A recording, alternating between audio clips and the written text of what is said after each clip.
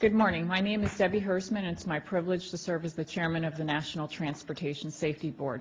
I'd like to introduce my colleagues, Vice Chairman Christopher Hart and Board Member Robert Sumwalt. Welcome to the boardroom of the National Transportation Safety Board. Under the 1976 Government in the Sunshine Act, multi-member federal agencies conduct much of their business in open session. Therefore, board meetings are often called sunshine meetings. While the public is invited to observe these meetings, only the board members and the NTSB staff will participate in today's deliberations. On January 15th, 2009, our nation watched in awe as television networks brought us live coverage of US Airways Flight 1549's dramatic ditching near the heart of Midtown Manhattan, one of the world's most densely populated regions. When it became clear that all 150 passengers and 5 crew members would be evacuated safely, the American public let out a collective sigh of relief. When the public heard more about the quick thinking and professionalism of Captain Sullenberger and his crew, the incident soon became known as the Miracle on the Hudson. And it truly was a miracle. The National Transportation Safety Board's investigation revealed that the conditions that led to the ultimate success of the ditching were no less improbable than the conditions that caused the crash in the first place. Among these conditions, the incident occurred during the day in good visibility on calm water. The flight crew was experienced and demonstrated excellent crew resource management. The plane was equipped with extended overwater equipment, even though it was not required for that particular flight. And the plane was ditched in an area immediately adjacent and accessible to various rescue vessels. Once the birds and the airplane collided, the accident became inevitable. So many things went right. This is a great example of the professionalism of all of the crew members, air traffic controllers, and emergency responders, who all played a role in preserving the safety of everyone aboard. Their heroism, along with a plane that was equipped with better safety features than required, along with favorable geographic and climatic conditions, paved the way for this miracle to take place. Because the NTSB's job is to investigate accidents, we rarely get the opportunity to celebrate when things go right. We join the aviation community, the emergency responders in New York and New Jersey, and all Americans in honoring the uncommon heroism of the people who just did their jobs. But they did them efficiently, and through their actions, they brought a measure of pride to their professions.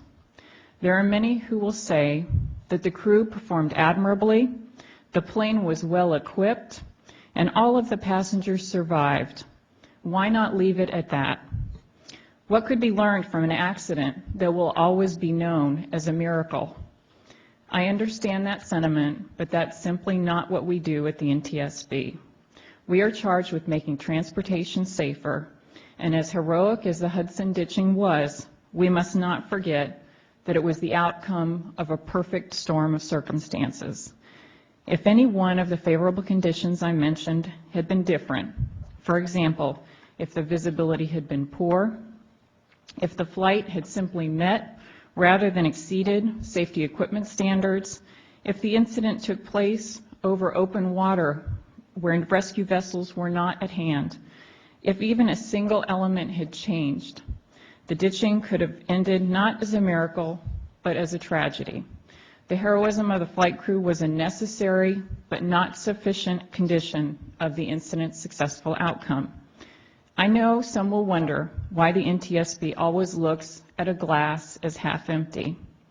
The answer is that our job is to do what we can to save lives and prevent injuries by challenging others to make improvements to procedures, equipment, and communications. When our investigators looked at the facts, we saw some stark realities. In our public hearing, experts testified that the population of large birds is on the rise. This aircraft encountered a flock of Canada geese, which happens to be the large bird over 4 pounds most commonly involved in aircraft strikes. Between 1990 and 2008, there were 1,491 Canada Goose strikes in civil aviation in the U.S. So this type of event wasn't unique. This was just the most spectacular example of a bird strike resulting in the almost complete loss of thrust in both engines. We found that pilots are not trained nor aircraft certified for low altitude ditchings without any available thrust.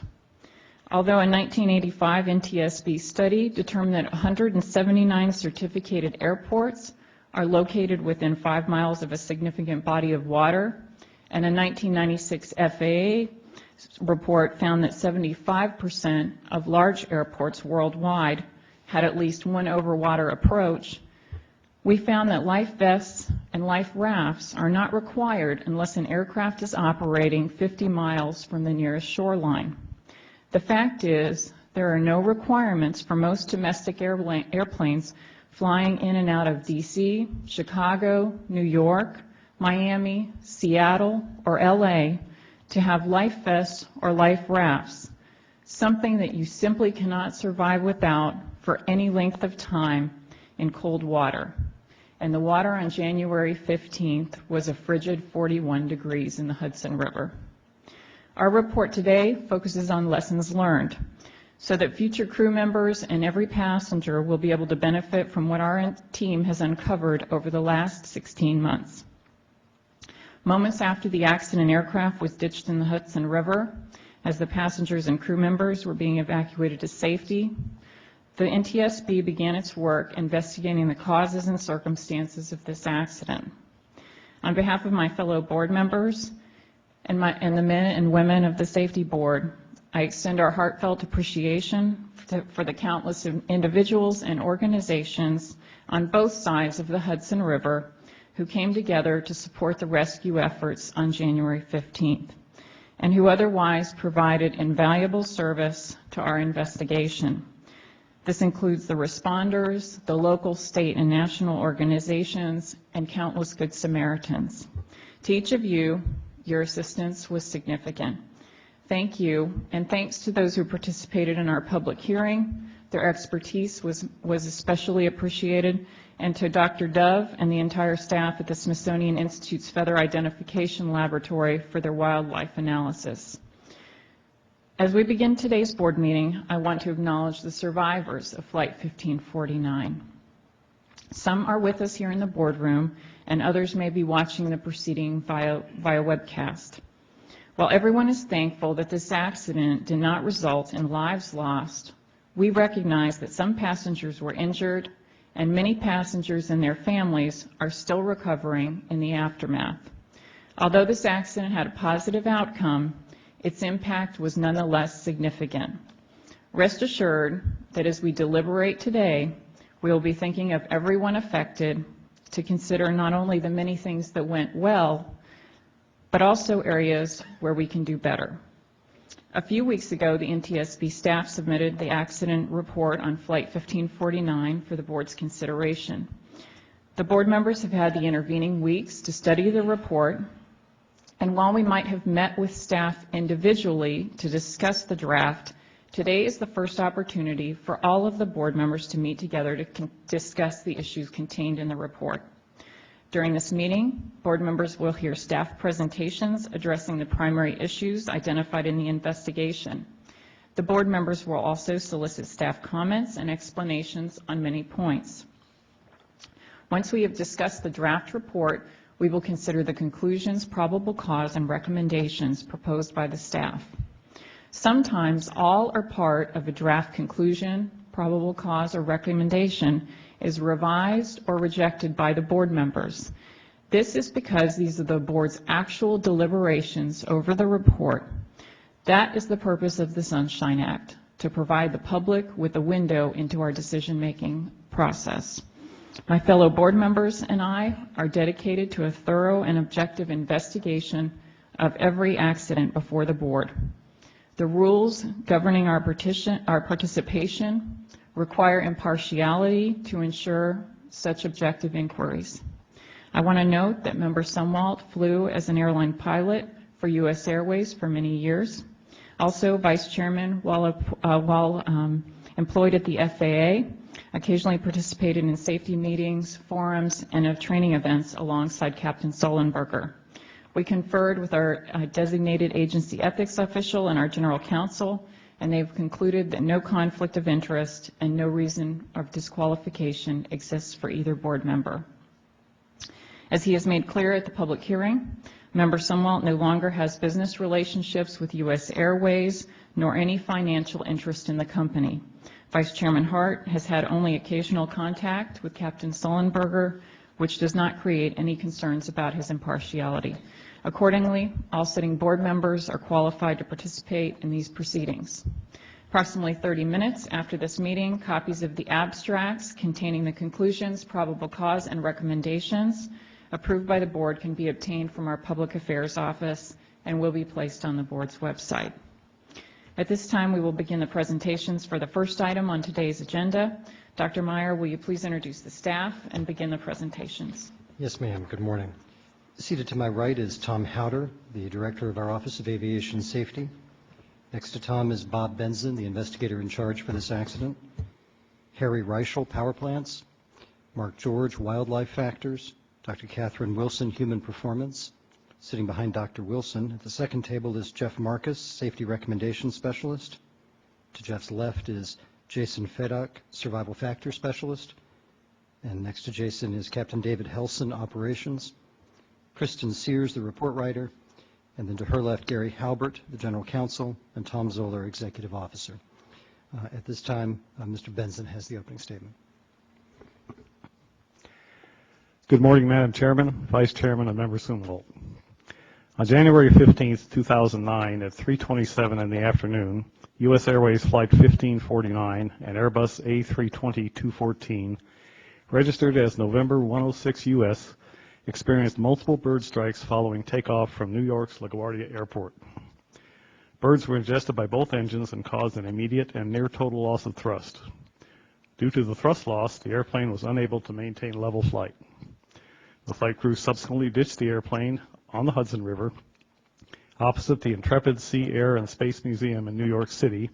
However, the landing actually occurred across the state line that divides the river in New Jersey. The 150 passengers and 5 crew members evacuated the aircraft and were rescued by local ferry operators and other vessels in the immediate area. 1 flight attendant and 4 passengers received serious injuries during the accident. This slide is a time-elapsed depiction of the flight as a green dotted line and the bird flock as a series of red dots. The flock was flying from the upper right corner to the lower left corner of the screen. Note that the aircraft struck the birds at about 2,800 feet. Examinations of ship log entries revealed that the ferry Thomas Jefferson arrived at the airplane less than 4 minutes after the ditching occurred. The logs indicate that by 4:20 p.m., all passengers and crew members were off the airplane. The flight recorders were recovered from the aircraft intact and in good working order. The recorders revealed that the elapsed time from takeoff to the bird strikes was a little over 1.5 minutes. The time from the bird strikes to the touchdown in the water was about 3.5 minutes. And the total flight time was a little over 5 minutes. Both engines were sent to the General Electric facility in Cincinnati, Ohio for teardowns. This investigative work revealed that Canada geese had entered both engines and damaged them extensively. The teardowns also revealed no pre-bird strike damage at all, and the flight recorders indicate that both engines were operating properly up until the time of the bird strikes. During the ditching, the airplane sustained substantial damage to the rear fuselage, consistent with that expected, given the final rate of descent of the aircraft. Some of the resulting damage included deformation of the cargo compartment structure, which had been pushed up through the floor of the rear of the airplane, and that resulted in an injury to the aft flight attendant. The aft pressure bulkhead of the fuselage was compromised, and water began to immediately enter the rear cabin area. Although one rear door was partially open during the evacuation, the vast majority of the water that entered the cabin came through the torn aft pressure bulkhead. This water caused the fuselage to float tail down and precluded the use of 2 of the aft slide rafts. I would now like to show an animation of the ground track of the accident flight, beginning shortly before the time of the bird strikes. On the screen, you'll see an aerial photograph of the Hudson River area with a moving yellow line representing the aircraft ground track. You will also see selected quotations from the cockpit voice recording transcript, and you will hear selected air traffic control transmissions. Near the end of the flight, the animation transitions to surveillance video from Pier 88, which captured the landing itself. The airplane's speed, altitude, and local time are displayed in the lower portion of the screen. So can we show the animation now, please?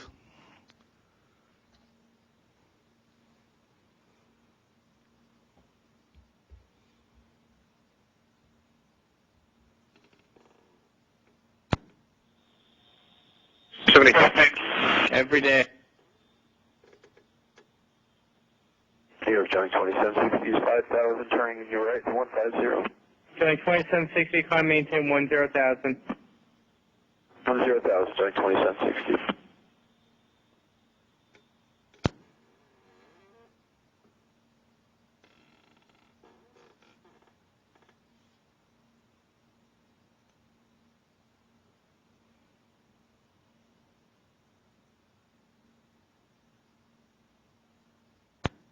Cactus 15.9, turn left lane 270. This is Cactus 1539, hit birds, lost thrust on both engines, returning back towards LaGuardia. Okay, you need to return to LaGuardia. Turn left heading up 220. 220. Tower, stop your departures, got emergency returning.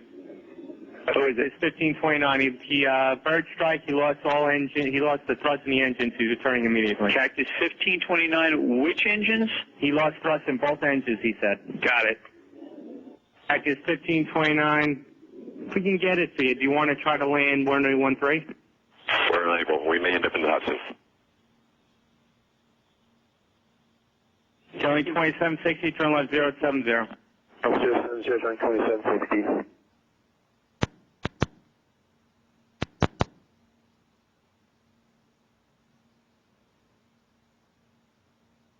All right, Cactus 15.9. It's going to be left traffic to runway 31. Unable. Okay, what do you need to land?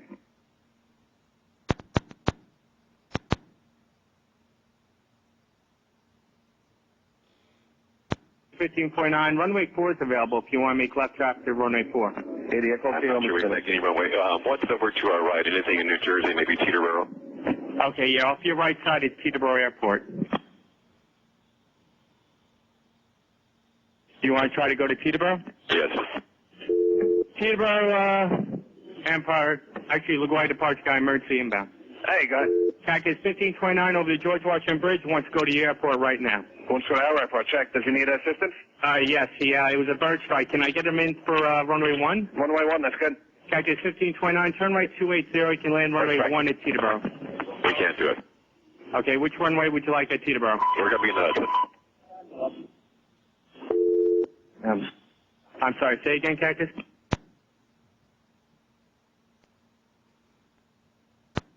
All right. Joey 2760, contact New York 126.8. 2668, Joey 2760.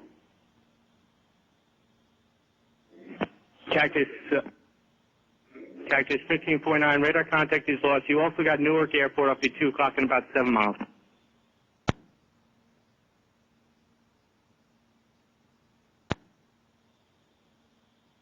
Eagle 5 4718, turn left lane 210. 210, 4718. I think he said he was going in the Hudson. Cactus 1529, you saw him?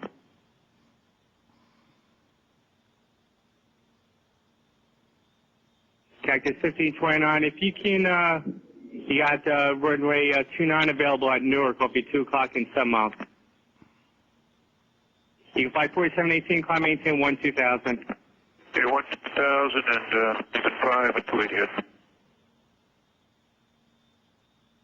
You can fly 4718, I'm sorry, I missed that, say again?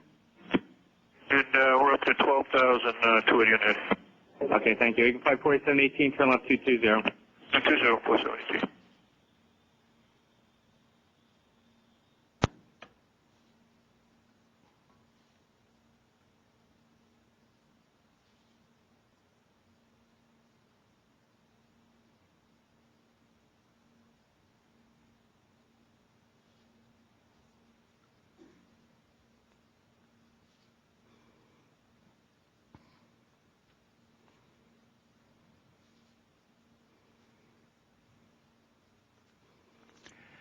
Safety issues identified during this investigation are shown on this slide. Mr. Reichel will discuss engine certification. Mr. George will discuss bird mitigation efforts. Dr. Wilson will be discussing flight crew ditching training and procedures. And Mr. Feddock will close with a discussion of survival factors aspects in this accident. The member on scene was former member Kitty Higgins. In addition, I would like to recognize the following individuals who investigated this accident and contributed to the final report.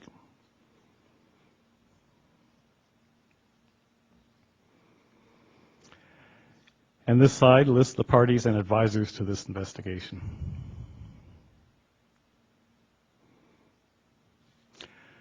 I'm now prepared to answer questions, or we can introduce Mr. Reichel at this time.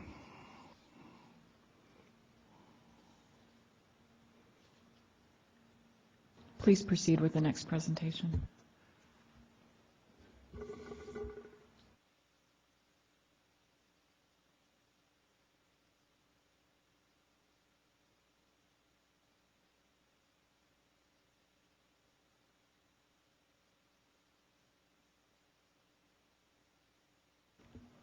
Good morning.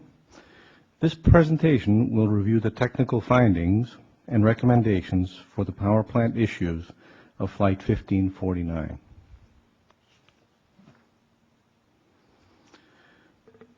This animation depicts the airflow paths in a typical turbofan engine, such as the CFM56 involved in Flight 1549. All engine airflow goes through one of two passages: the bypass duct or the engine core. The highlighted arrows represent the bypass duct airflow. Air is accelerated by the fan and flows through the bypass duct, exiting the back, producing most of the thrust for flight. The two inner arrows represent the engine core airflow, which is compressed, mixed with fuel, combusted, and exits at the exhaust, shown here as pink arrows. The core airflow supplies power for the entire engine and some thrust. Both Flight 1549 engines were operating normally and surge-free until they ingested Canada geese. For each engine, at least one bird passed through the outer radius of the fan, shown as a red arrow, into the bypass duct, causing typical fan blade damage. Additionally, each engine ingested at least one bird into the core, shown as the inner red arrow.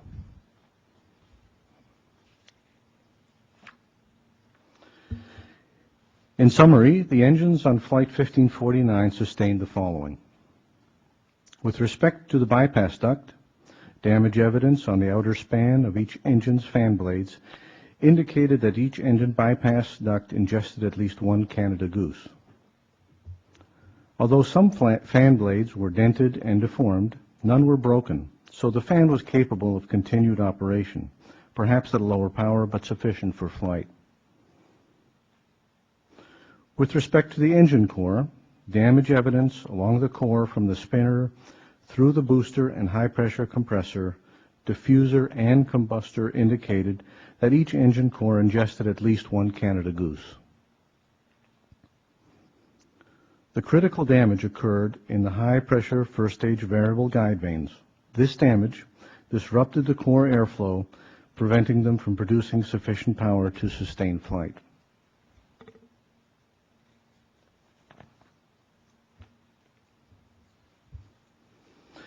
The CFM56-5B4 engine was certificated in 1993.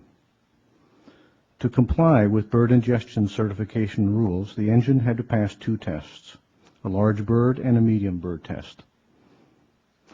The large bird certification test proves the strength of the fan blades and engine structure. A 4-pound bird was ingested by the fan and bypass section during this test. To pass, the engine must be capable only of safely shutting down. There is no requirement for continued operation. Additionally, it may not catch fire, release hazardous fragments, and it cannot generate loads greater than the mounting structure can support. The medium bird certification test proves the strength of the engine core and turbo machinery. A 2.5-pound bird was ingested by the core during this test. To pass, the engine must be capable of still supplying at least 75% of power and run for an additional 5 minutes from the time of ingestion. The 8-pound birds ingested by Flight 1549 were significantly heavier than the certification requirements. After the ingestion, both engines were capable of being shut down safely and presented no further hazardous conditions.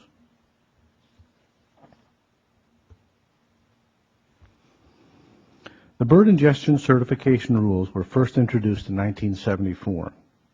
Although the CFM56 engine satisfied the rules in 1993, there have been 2 revisions made in response to increased bird threat. Amendment 20, issued in 2000, was based on bird threat studies data from the 1980s and 90s. Amendment 24, issued in 2007, was based on bird threat studies valid up to 1999. Present certification rules, therefore, are based on 10-year-old information. After Flight 1549, the FAA responded to this newly perceived threat by initiating a reevaluation of the existing bird ingestion regulations to determine whether future amendments are necessary. 11,000 data points have been gathered and are presently being evaluated by FAA and industry. The next scheduled meeting is in September 2010.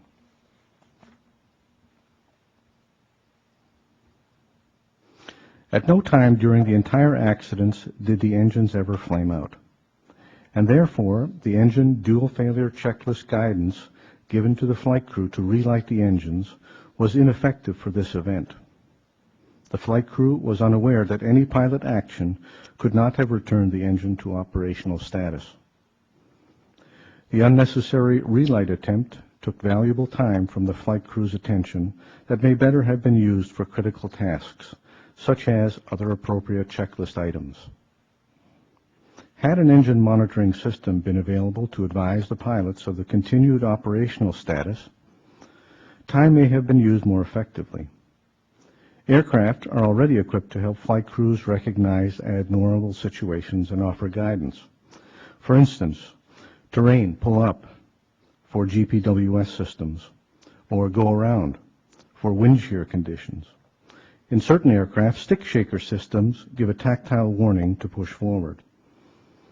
Engines equipped with full authority digital engine controls, or FADECs, can be programmed to report the level of engine damage to the flight crew and offer appropriate guidance so that they can respond effectively to engine failures during emergencies.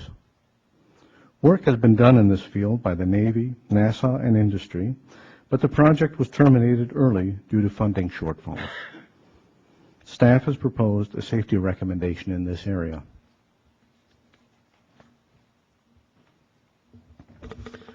While reviewing the existing technical aspects of the certification rules for the medium bird ingestion tests, the NTSB observed that the power condition of the engine and manner in which the bird is ingested did not impart the highest loads possible on the core structure. The FAA certification rules for all bird ingestion tests require that at least 100% fan speed be used. Although 100% RPM is appropriate for the large bird ingestion test, during which the fan blades are being evaluated for strength, 100% fan speed during the medium bird test does not impart the maximum loads onto the core components.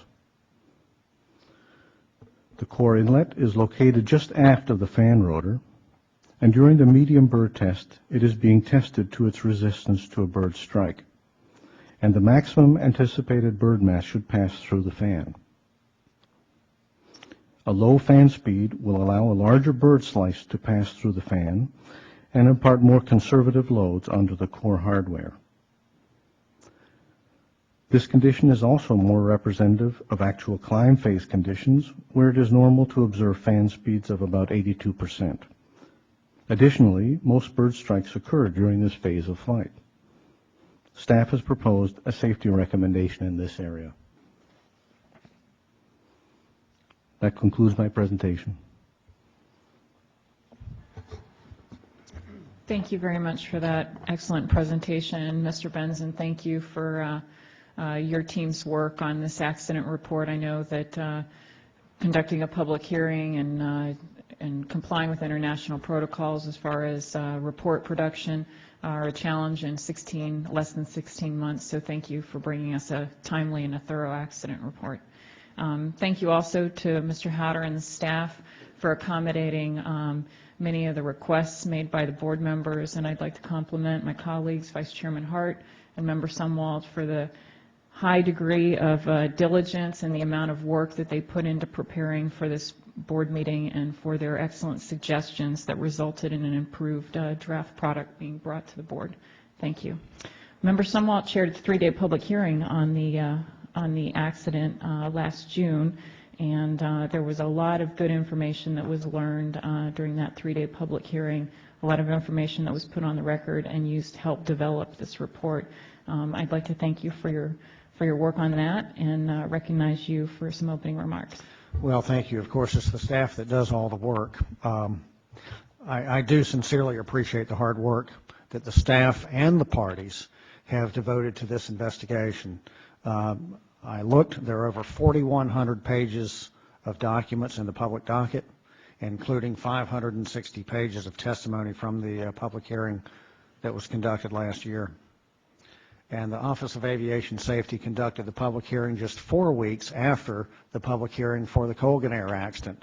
So it's not unnoticed by the board members what you all were facing to pull all of this together. I applaud your work, and I do truly believe that the work that has been done here and that will be voted on today will improve safety of the flying public.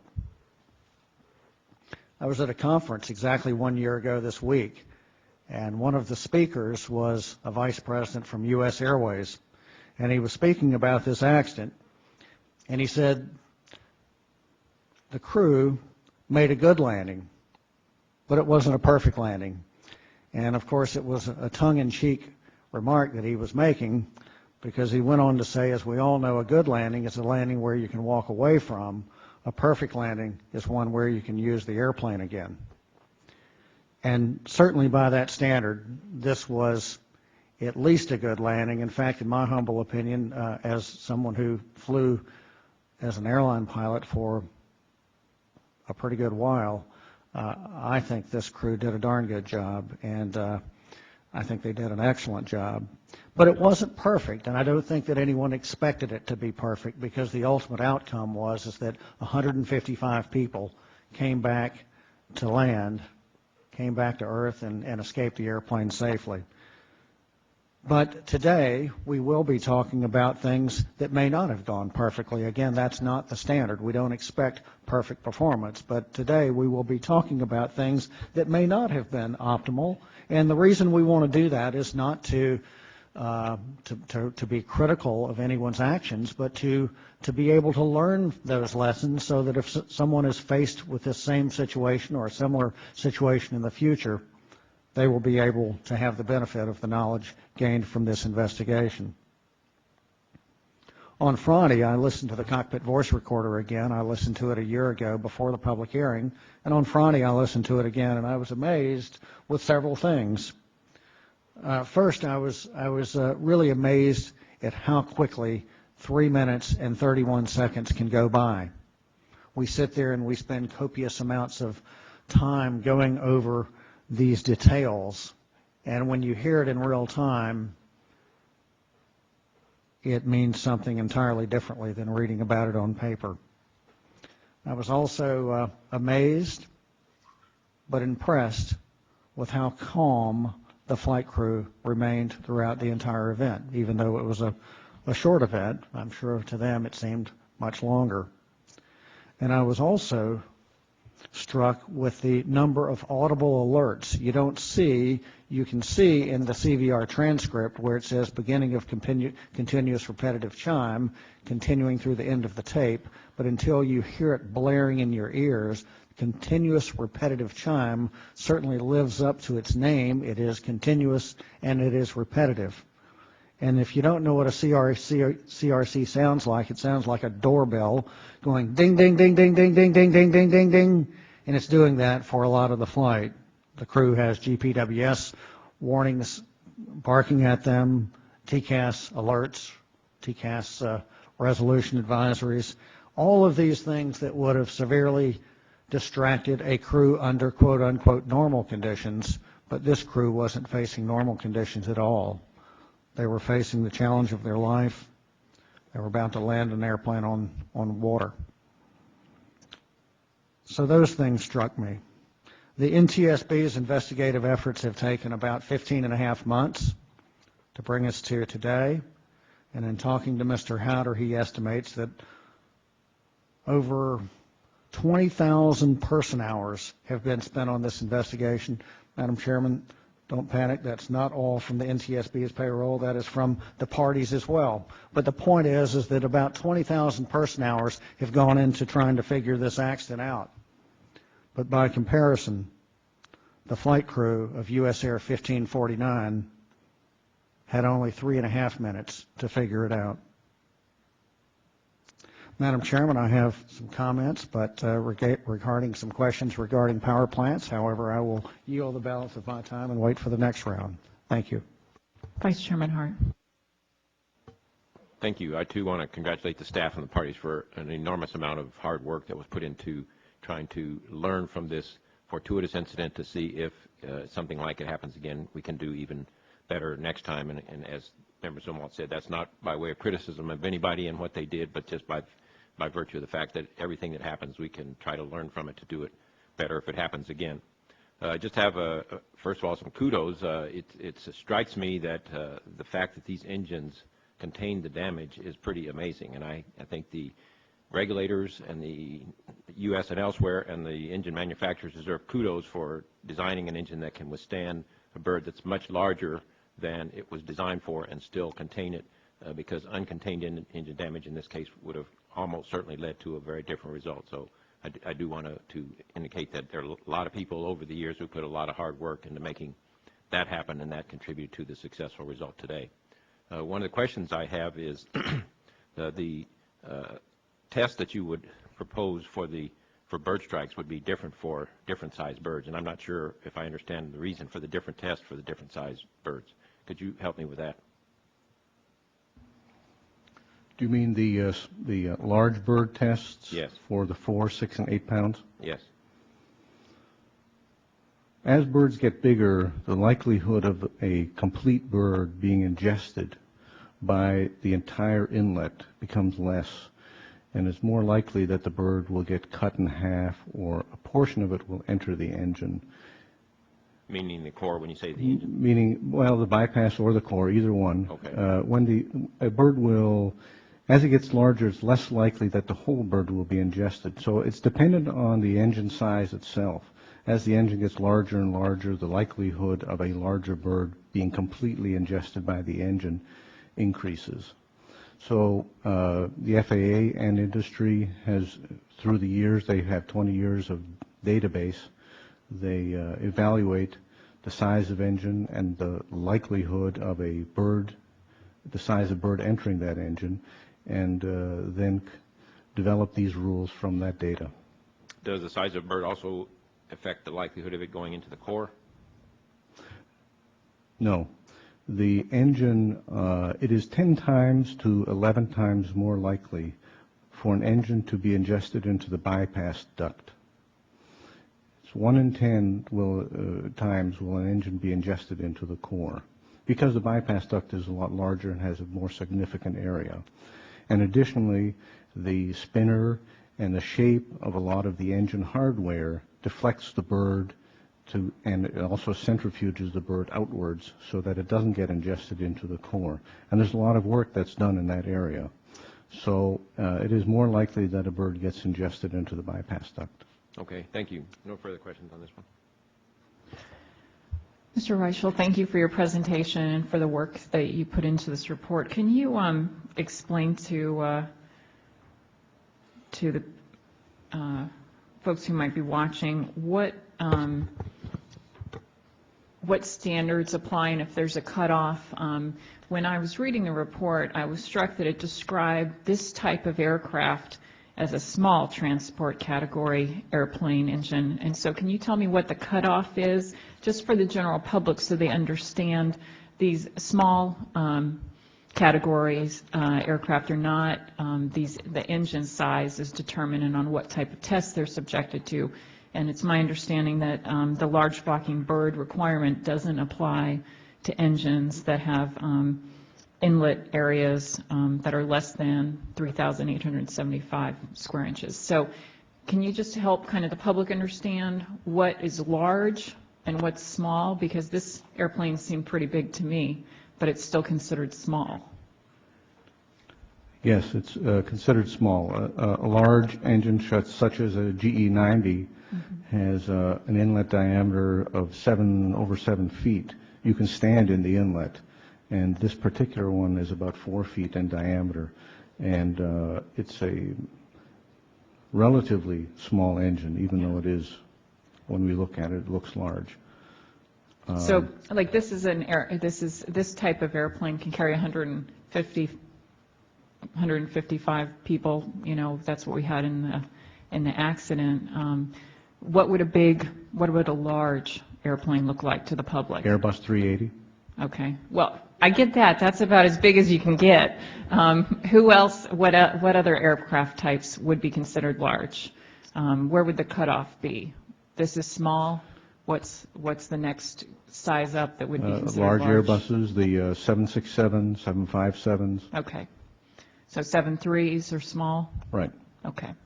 And I heard the explanation to the Vice Chairman about the size of the engine and the likelihood of it being ingested into the core versus being flung out. Now, and I understand that's why we're making a recommendation too about the speed, about the fan speed, because the higher the fan speed, the more likely that you're going to be directing the bird away from the core. Exactly. Correct? We recommend in our report that the BRDB, the database, the bird report database working group include in its review of the existing bird ingestion certification regulations whether the large flocking bird certification test standards should be changed. But in your presentation, you talked about after 1549, the FAA initiated bird evaluation activities, and they've recorded 11,000, I think, data points you mentioned, and that they're meeting again in September 2010. Can you explain why we're asking them to update the database if they have this work that's already ongoing? The work generally during the off times, in other words, since the last review in 2000, engine manufacturers, airframe manufacturers, and airlines gather data on an informal basis. They just collect the data, and the FAA then requires that on occasional basis around 10 years, and then will review the data at that time. But it is not normally looked at. It is just kept, but it is not looked at. Once a significant event such as this happens, or once a trend is noted by any of the engine manufacturers or any of the airframers that they are getting a significant amount of damage or there's some activity noted, they will call, and this group will evaluate the trend and then decide on whether to initiate a new bird database group to evaluate the trend. So who keeps the data as these strikes are occurring? Does the FAA have it? No, this data is kept by engine manufacturers and airframers, and it's assembled by the field service people. Every event, when an engine gets damaged, it's an expensive event, and many reports get issued when this occurs. And these reports are saved by the engine manufacturers, for instance, to evaluate trends in the world, and they will notice peaks and they will notice trend changes. So they at that time keep the data. Once an official bird database group is assembled, then they collect all the data from around the world, from all the manufacturers, and start to assemble the database and to evaluate the database. And that's a large project. Okay, when you say the manufacturers keep the data, are you saying that Airbus would have it or GE, Snickham would have it? Well, if you had a bird strike that, for instance, damaged a part of the aircraft, like here, the aircraft, the leading edges, the flaps would have been damaged, then the airframer would certainly know that, because those parts would have to be either repaired or replaced. If the bird goes through an engine and fan blades are damaged, or the engine has to be overhauled and repaired, then the engine, they would have a field report on that event. Okay, so but the regulator doesn't have this data until at some point the data is called for. Right. So I guess that to me there seems to be a little bit of an inherent conflict, especially as we're moving into an environment where there is tending to be a lot more reliance on data to kind of provide leading indicators. It seems that the data in general with respect to bird strikes and updates is lagging about 10 years behind. Each time there's an update, they're basing it, or a change in the regulations, they're basing it on a work that was done in the previous decade, not that current decade. It seems to me a little bit a challenge for the people who might have to be subjected to new standards or new testing or new requirements to be the ones who are keeping the data and have to then trigger an assessment. Do you understand what I'm saying? Yes. It may not be in their own self-interest to say we've got a problem, we've got bigger birds, growing birds, we need to change the standards. When engines are manufactured from a new center line to an engine, the first engine being built takes many years. An engine cycle, development cycle, can take 7 years. So the time frame of 10 years although it seems long, is not particularly long for an engine development cycle. Additionally, when this engine, for instance, the CFM56 was certificated in '93, CFM International understood that there was a new rule change about to become effective, and they asked for a special condition to be imposed on their engine to put that new anticipated rule change onto that engine. And that was a medium bird strike. So they, in fact, ingested a 2.5-pound bird when, in fact, the rules at that time was a 1.5-pound bird. So the community is in good communications when a new engine model is being designed. Member Sumwell. Thank you, Mr. Reichel. The right engine on the accident aircraft experienced a compressor stall 2 days prior to this accident, coincidentally also on a flight between LaGuardia and Charlotte. So did this compressor stall have any effect on the engine's performance on the day of the accident? No, we looked at that. We looked at the flight data recorder and in great detail, and we're looking specifically for any evidence of surge, and we found none. And additionally, after the surge was noted by US Airways, they did do maintenance to correct that. Thank you. As you pointed out, something I didn't realize until, I think after the accident, I thought that both engines quit. But as you pointed out in your presentations, the engines did not quit from the point of view of combustion. In fact, as I understand it, one of the engines, I think it may have been the left engine, had enough rotation on it that the N2 was still sufficient to power the generator. Right. So the engines did continue to rotate. And as I understand it from reading the submission from the BEA, the ECAM only displayed a single engine failure since the ECAM could not detect that the left engine had actually lost thrust. It was still had rotation. So I think that this and I'll make a point of this in just a minute. As a pilot, I remember being taught that one of the ways to assess damage would be to look at the N1 and the N2 gauges to see if there was any rotation. And that's pretty much what I was taught in the simulator over the years. And in this case, and we would do that to see if there was damage. In this case, clearly there was damage to the engines, but the engines were rotating. Was that correct? Right. The cores were rotating, and the core supplies most of the power for the engine. And they were rotating not at 100%, but they were rotating at some lesser speed in the 60s and the 70%. Unfortunately, there wasn't enough airflow through the engine, and that is what really produces the power. So they were, even though they were spinning, they weren't pumping a lot of air through the engine and producing thrust.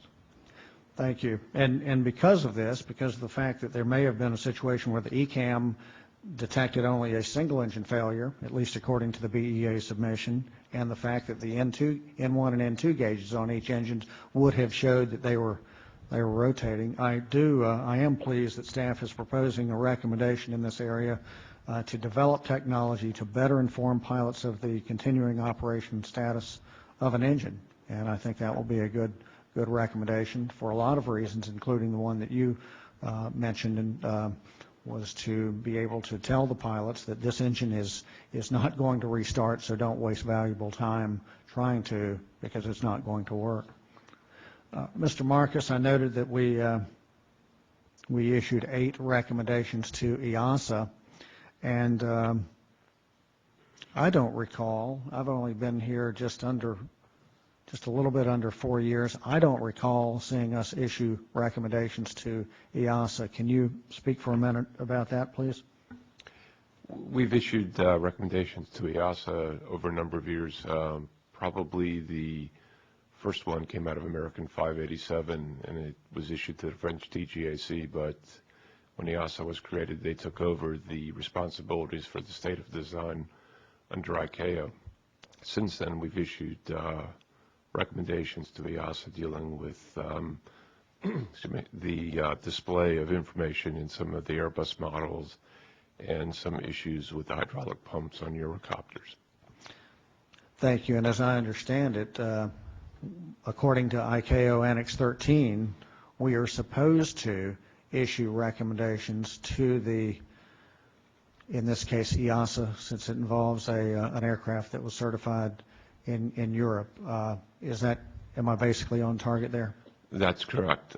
We sent a letter a few years ago to the FAA and clarified our position that since the FAA has the responsibility for aircraft operated in the United States, even if it was certified by a foreign country, we would be issuing a recommendation to the FAA with regard to issues of design. But in that letter, we also indicated that we would issue a companion recommendation, if you will, similar recommendation to EASA as the state of design, or to Transport Canada if it was a Canadian organization, or whatever the original state of design is. Thank you. Madam Chairman, I yield the balance of my time. Vice Chairman Hart. Member Sumwalt, do you have additional questions? One last question. The ECUs for the engines, were they recovered?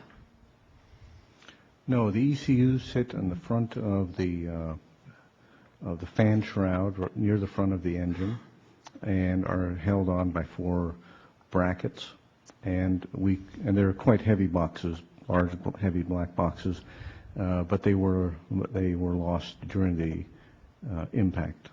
And is the information that is captured by the ECUs captured anywhere else, such as FDR? Right. The ECU sends signals to the FDR giving status of engines. So were we able to recover information about the status of the engines without the ECUs? Sure. The FDR gave all the data that we were looking for. Okay. Thank you. Thank you for your presentation. There are no further questions from the board members. Do you need a break? Do you need a break? Let's proceed to the next presentation, Mr. George.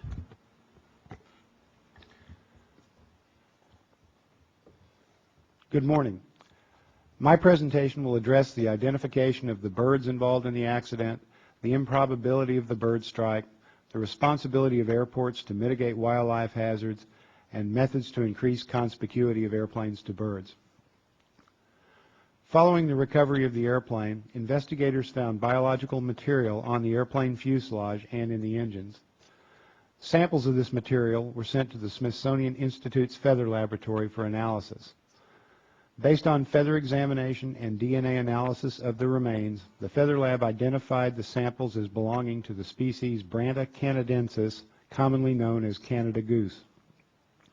Further analysis indicated that the geese were migratory in nature. Based on data from previous bird strikes, this accident was remarkably improbable in several ways. Historically, 94% of the strikes that resulted in hull losses for large turbine-powered aircraft occurred during the takeoff or initial climb phase of flight at an altitude of 150 feet above ground level or less. Flight 1549 struck birds at an altitude of about 2,800 feet above ground level and about 4.5 miles from the departure airport.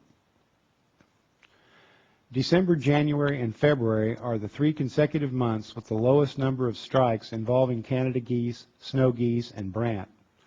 Strike data for all wildlife species indicate that February is the month with the fewest wildlife strikes and January has the second fewest. Based on wildlife strikes of turbine-powered civil aircraft between 1990 and 2008, it's approximately 30 times more likely to incur damage to a single engine rather than to 2 engines in a bird strike event. And finally, the geese struck by Flight 1549 were found to be migratory. All other factors being equal, the likelihood of an airplane striking a resident goose is substantially higher than striking a migratory goose due to the much larger population of resident geese. Part 139 certificated airports are required to have a wildlife hazard assessment conducted when any of the following 4 conditions occur on their airport. An air carrier aircraft experiences multiple wildlife strikes. An air carrier aircraft experiences substantial damage from striking wildlife. An air carrier aircraft experiences an engine ingestion of wildlife.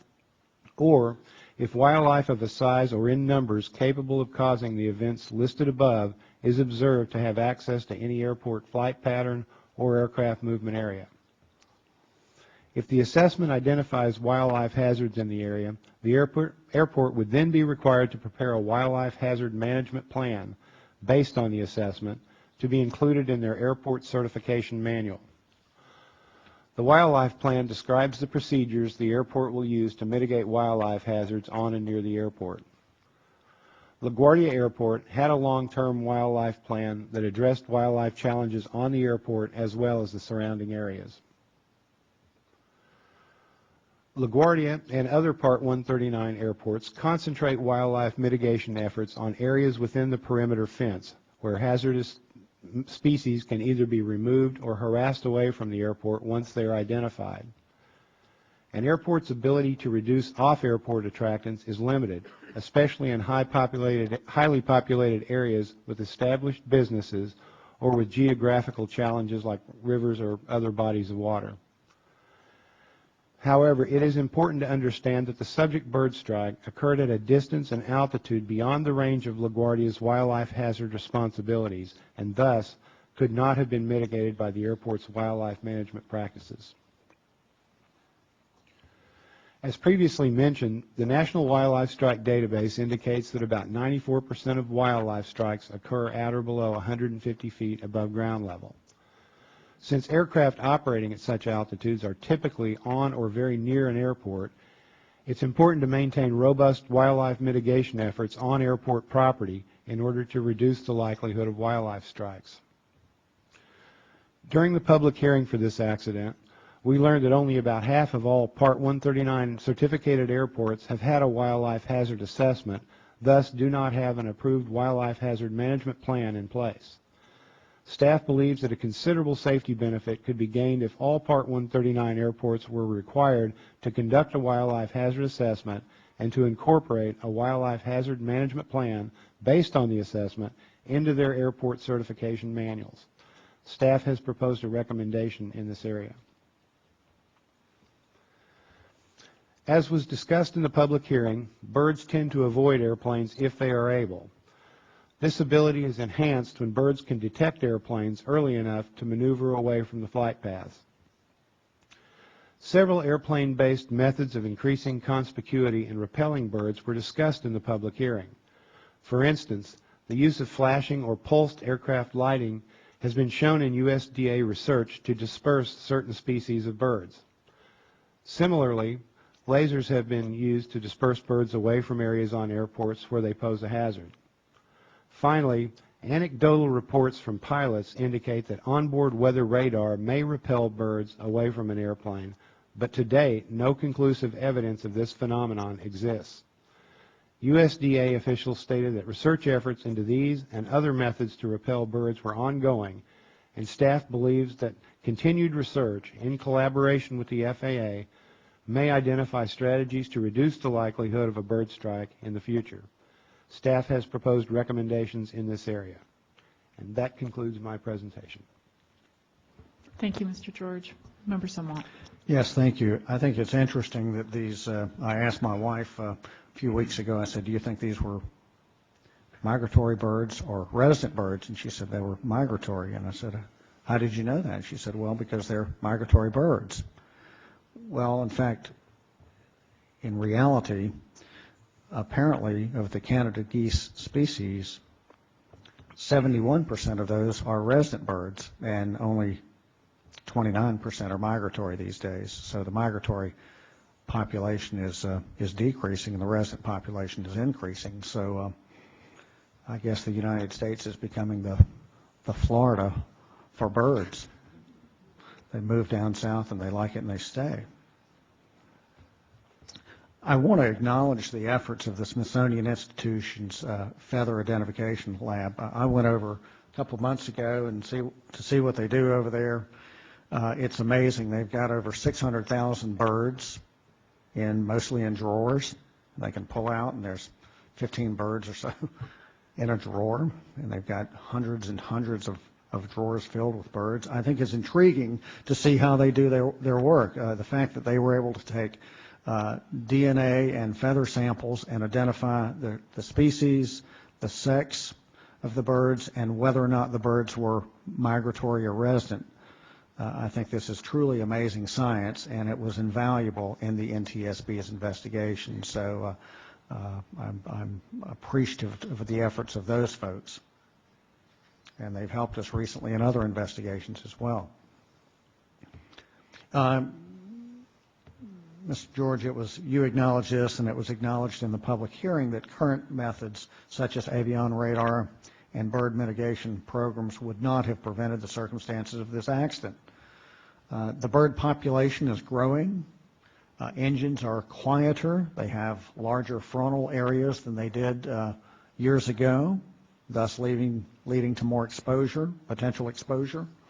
More and more aircraft are flying, and the current technology in avion radar has not progressed sufficiently to permit its use as a real-time avoidance tool. And when we put all of this together, we have increasing opportunities for bird strikes and no entirely effective means of avoiding them. So I am very happy that staff is pushing the envelope for bird avoidance technologies by issuing a recommendation for the FAA and the USDA to develop and implement innovative technologies that can be installed on aircraft that would reduce the likelihood of a bird strike.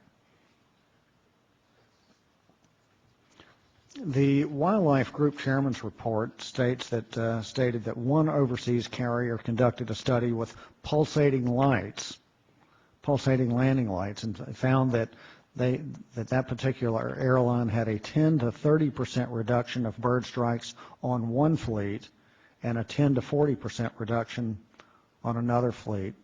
And Mr. George, do you have anything you'd like to add to that?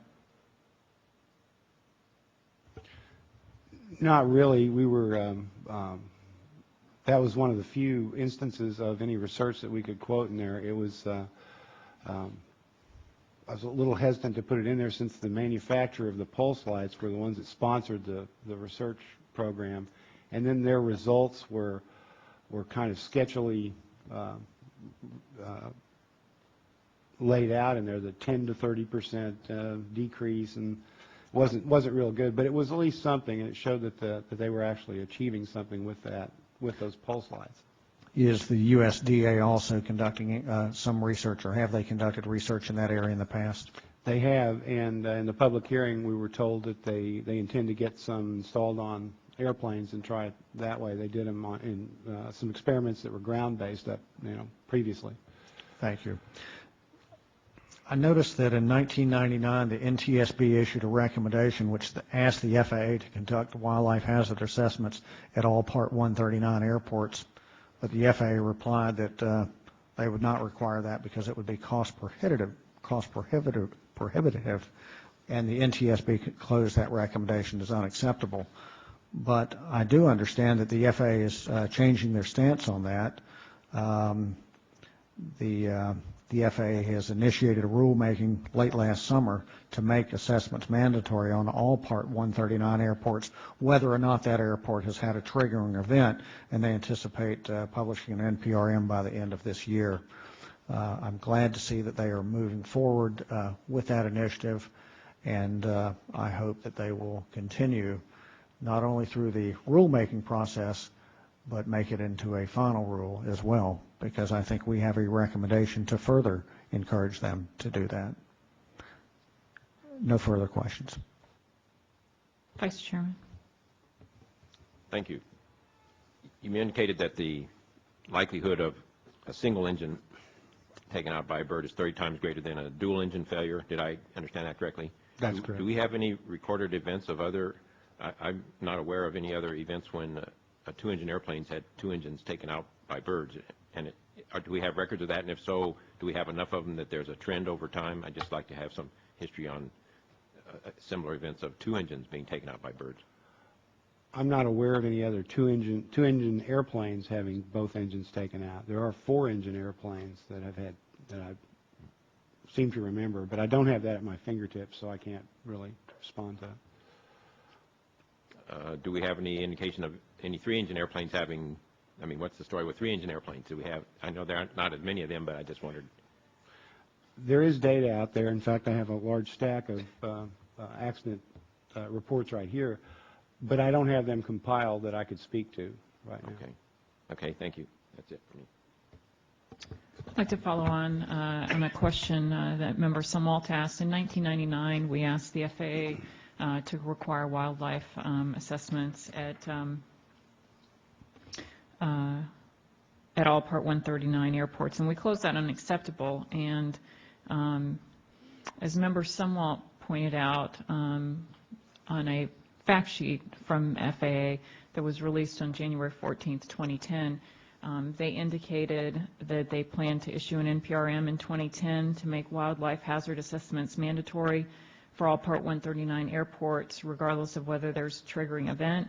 They indicated they have plans to develop a program to conduct wildlife hazard assessments at approximately 2,000 general aviation airports, and to develop software that will allow anyone to file a strike report using a handheld mobile device. I think these are all very encouraging initiatives, and I want to compliment the FAA for moving forward.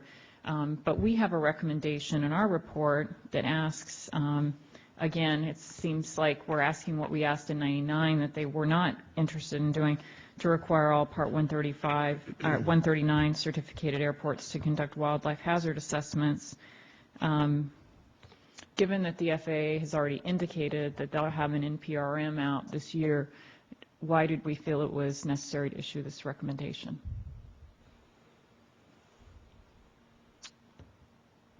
Even though that they and I believe them that they plan to initiate rulemaking on that.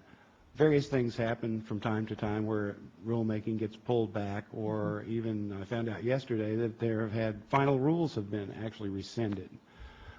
So I don't believe that will happen in this case, but in the event that it does, we've got our recommendation out there, and we're on record for saying that we're all for that. This is like the NTSB's version of trust but verify. That's good. Okay, all right, very good. Member Sumwalt? Vice Chairman? Why don't we go ahead and take a break? It's 10:45. We'll reconvene for the next presentations at 11 o'clock, and we can switch the tables.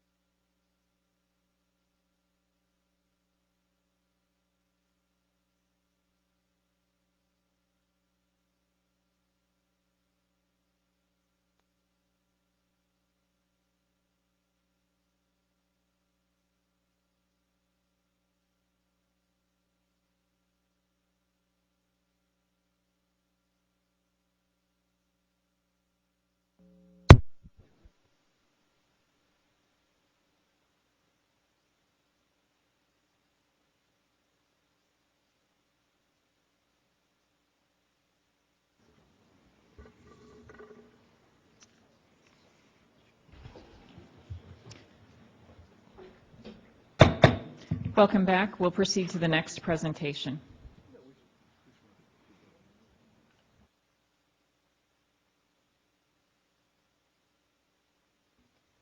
Good morning. I will discuss factors surrounding the flight crew's performance during the accident sequence, the engine dual failure checklist, and training and guidance for dual engine failures and ditching. Staff considered the flight crew's performance during the ditching event. Almost immediately after the bird strike, the captain started the auxiliary power unit, commanded control of the airplane, and called for the first officer to perform the engine dual failure checklist. The CVR transcript and post-accident interviews revealed that the captain evaluated several options for landing. However, given the airplane's airspeed, altitude, and position in relation to surrounding airports, the captain determined that landing on the Hudson River provided the highest probability that the accident would be survivable. Post-accident simulations confirm this. Of note by staff was the communication and coordination exhibited by the crew during the event. The flight crew's decision-making and excellent crew resource management during the accident sequence contributed to their ability to maintain control of the airplane, configure the airplane for ditching, and fly an approach that increased the survivability of the impact.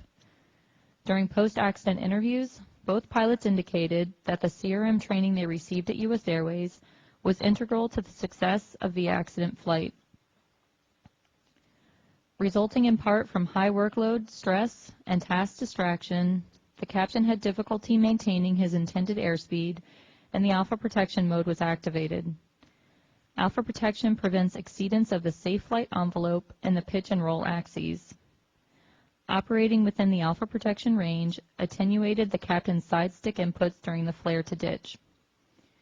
Pilots are made aware that an airplane has reached alpha protection by a black and amber strip along the airspeed scale. In addition, a low speed awareness warning is generally provided to alert pilots of the low airspeed, but in the accident sequence it was inhibited by the ground proximity warning system alerts, and the flight crew did not have this vital cue. Staff has proposed a recommendation in this area. This investigation revealed that the airplane was certified for ditching with engine power to meet specific parameters to minimize damage to the airplane and its occupants. The Airbus ditching parameters used during certification were 11 degrees of pitch, a 3.5 foot per second descent rate, and a -1 degree flight path angle. Flying at a low airspeed within the alpha protection mode, as occurred during the accident flight, resulted in the airplane's descent rate and flight path angle at touchdown being much higher than the Airbus ditching parameters used during certification. Specifically, Flight 1549 touched down at a 9.5 degrees of pitch, 12.5 feet per second descent rate, and a -3.4 degree flight path angle. Testimony at the public hearing for this accident revealed that the certification process did not evaluate the pilot's ability to achieve the Airbus ditching parameters with or without engine power. Post-accident flight simulations indicated that with practice, attaining the Airbus ditching parameters without engine power is possible, but it is exceptionally difficult for pilots to meet such precise criteria, especially when considering the increased stress imposed during an emergency situation. Staff has proposed a recommendation in this area. As previously stated, the flight crew performed the engine dual failure checklist. In 2005, Airbus amended the checklist to make it an all-inclusive three-part checklist. Part 1 stated procedures for a fuel remaining or no fuel remaining condition and included steps to attempt an engine restart. Part 2 stated procedures to follow if an engine restart was successful or not successful, and Part 3 stated procedures to follow if a forced landing or ditching was anticipated.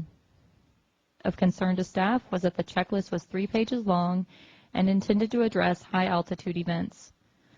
Due to the low altitude at which the accident event occurred, the flight crew was only able to complete Part 1 of the checklist.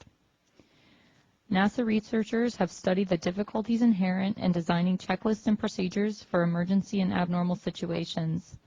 A 2005 NASA report noted that, although checklists cannot be developed for all possible contingencies, they should be developed for all phases of flight in which an emergency or abnormal situation may occur, include the necessary information and steps to respond appropriately, and be designed to reduce memory load. However, lacking from the literature are comprehensive, validated guidelines which operators and manufacturers can use to best design and develop such checklists. Staff has proposed recommendations in this area. Training for dual engine failures was provided during initial simulator training at US Airways. The dual engine failure scenario was presented at 25,000 feet and always resulted in at least one engine restarting by an altitude of 8,000 feet.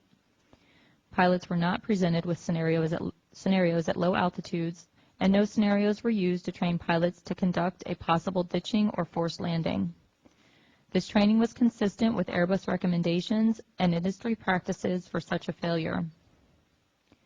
US Airways provided ditching training during initial ground school. Training consisted of reviewing the ditching checklist, which assumes at least one engine is running at water impact. The ditching checklist focused primarily on a high-altitude ditching for which sufficient time and altitude exists to prepare the airplane and its occupants. Training did not discuss ditching without engine power or highlight the visual illusions that can be associated with landing on water. Minimal guidance on ditching without power was provided to pilots in a US Airways training manual, which stated that a higher than normal approach speed should be flown until the flare. Additional guidance in the literature not provided to pilots suggests that using flaps may result in a steeper descent rate and greater difficulty judging the flare. Staff has proposed recommendations in these training areas. Thank you. Thank you very much, Dr. Wilson. Member Sumwalt. Dr. Wilson, good morning. You mentioned that the captain started the APU almost immediately after the bird strike. And in the draft report, well, what were the benefits of starting the APU? I'll defer that to Captain Helson. Thank you. The main benefit of starting the APU was that it allowed the aircraft to maintain electrical power and remain in normal law with all protections available. Okay, and the flight envelope protections, what does that mean? There are flight envelope protections available in normal law, and the main one that came into play here was alpha protection, which protects the aircraft from stalling. Okay, thank you. There's been some discussion that the high angle of attack system may have limited the pilot's ability to get more pitch up from the aircraft in the final seconds of the flare. So what is staff's opinion of that?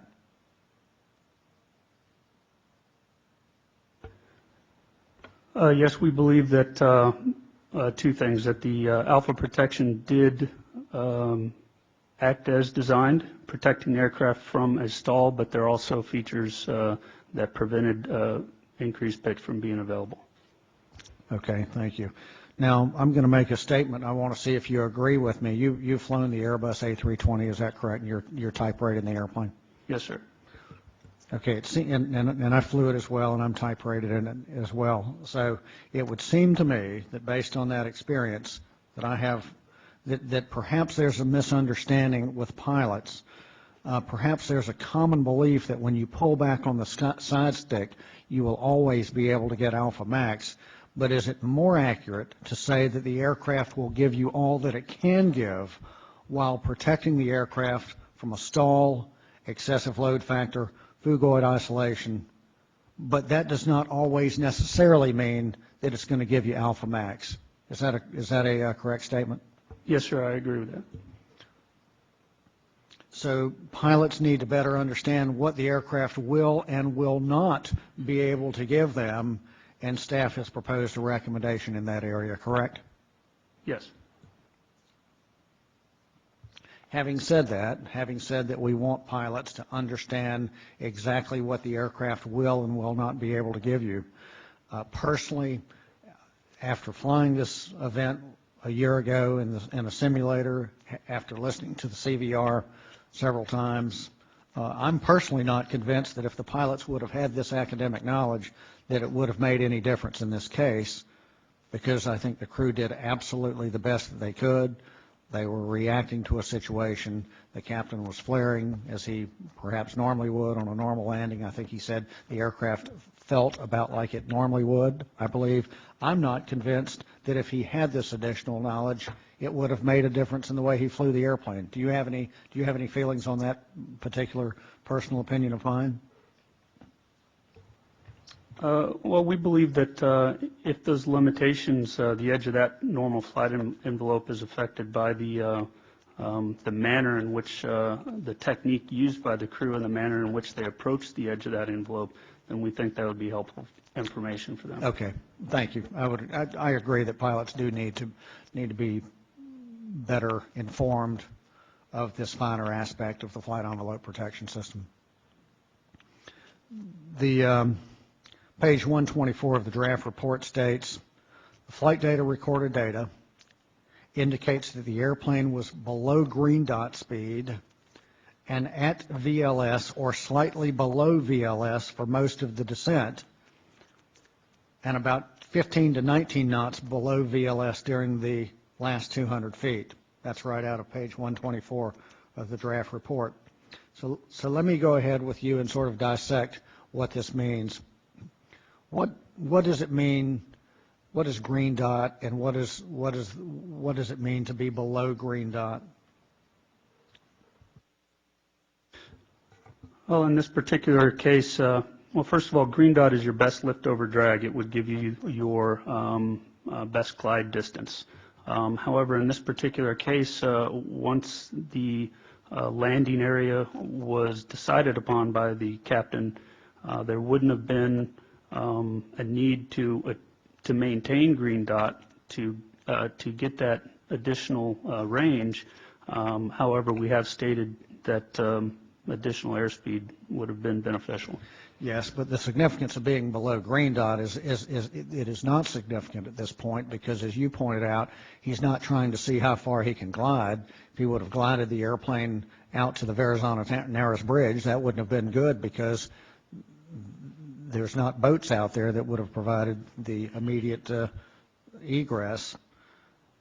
If you're looking for best glide, then you want to be at green dot. But in this case, as you pointed out, he had picked out a landing spot where he felt that would be closest to the boats.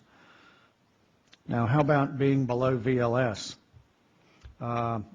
Is it true that on a normal approach, one would want to be above VLS? Yes. And in this case, as the airplane reached 50 feet, let's see if I've got those figures here. At 50 feet, the airplane was about 17 knots below VLS. And the draft report says, and you said this as well, said something along these lines, that the aircraft was in the alpha protection mode from 150 feet down to touchdown. What does that mean?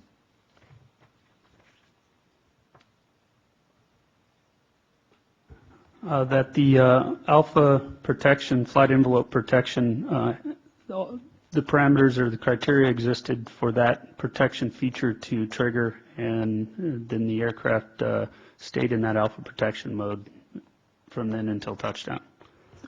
Okay, and the aircraft touched down at 125 knots. The captain indicated that he wanted to touch down at the slowest possible speed, and he certainly did that. I don't believe the airplane could have slowed down but more than a couple of knots below that, and so he was right on in that respect.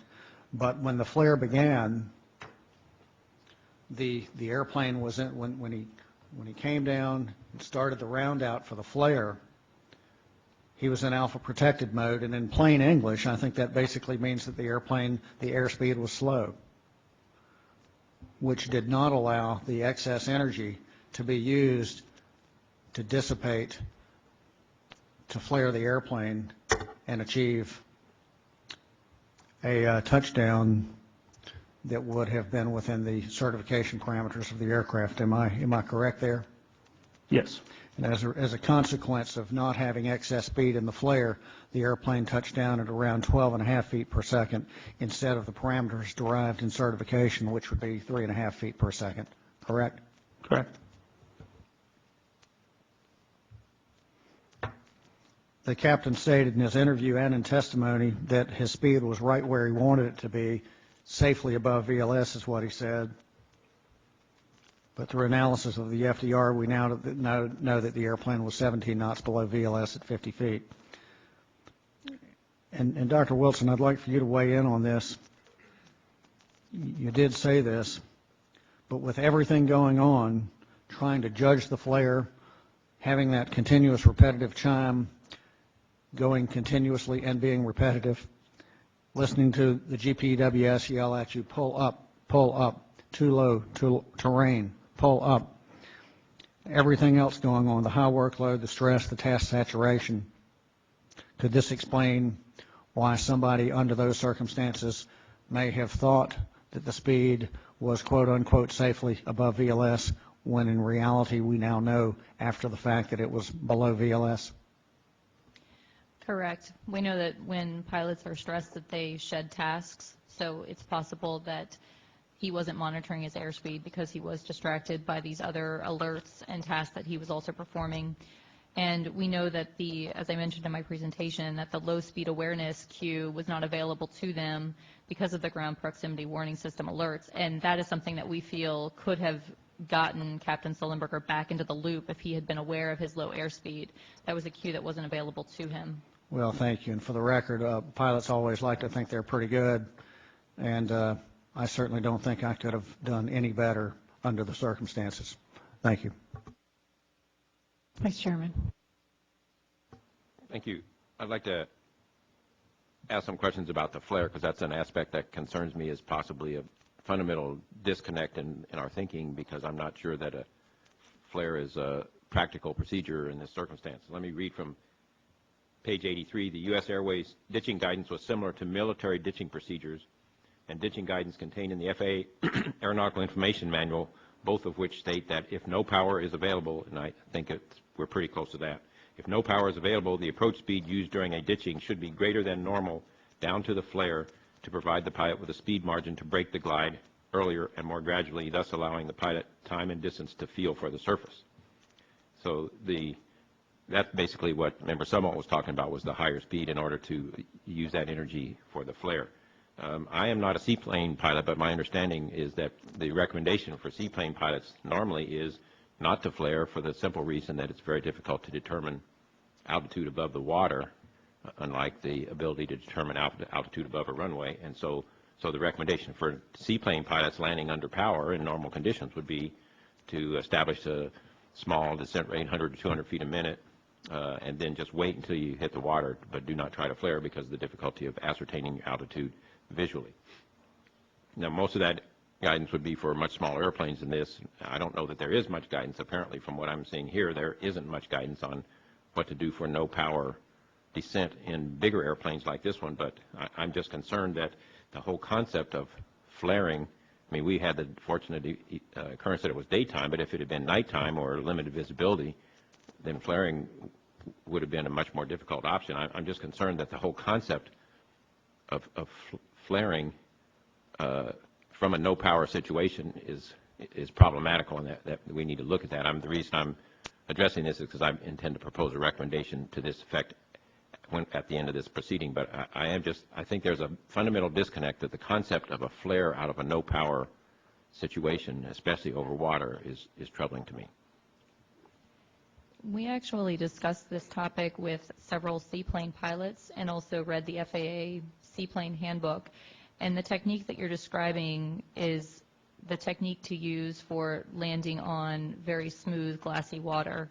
And they do say that you should establish the airplane attitude about 100 to 200 feet above the water and hold that.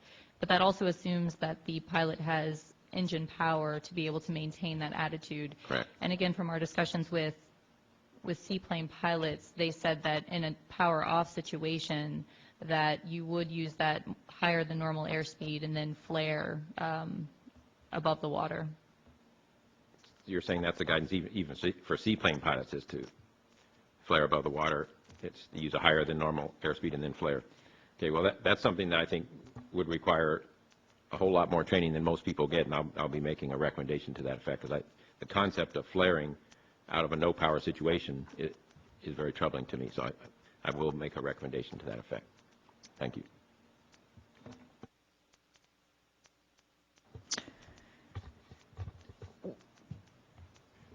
In February, Sir, one point. Gliders, real gliders, do that all the time. They flare every single time they land. There's no real constant angle. Yeah, it's the overwater part that's particularly troubling to me because of the lack of cues regarding your altitude, especially when it's glassy. I understand that if it's not glassy, that's a little easier, but then that assumes that you do it a lot, and I don't think Sully did it much over water. So that's a huge difference. My point is that I think most of the people that this would be addressed to how to do this in the event of no power will not have experience over water, and then we're assuming it's daytime and visual, and trying to do it at night in limited visibility is even more troubling to me. But I appreciate what you're saying.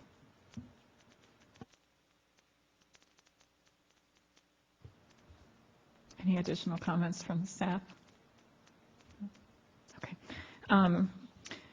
In February, we met to discuss the Colgan accident, and that was an accident where the flight crew got slow and stalled the airplane. How significant were the protections that were provided by this fly-by-wire airplane in preventing a stall, and what would the consequences of a stall at low altitude with no engine power have been for an aircraft in this situation?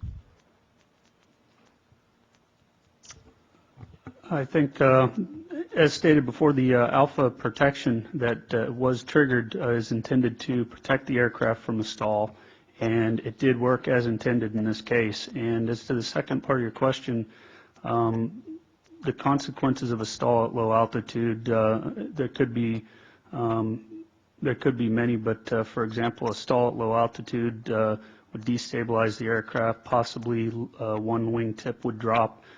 Catch a wingtip on the water, it would have made the touchdown much more difficult. Or impossible. If you dip a wing into the water, you're not touching down, you're crashing. Yeah.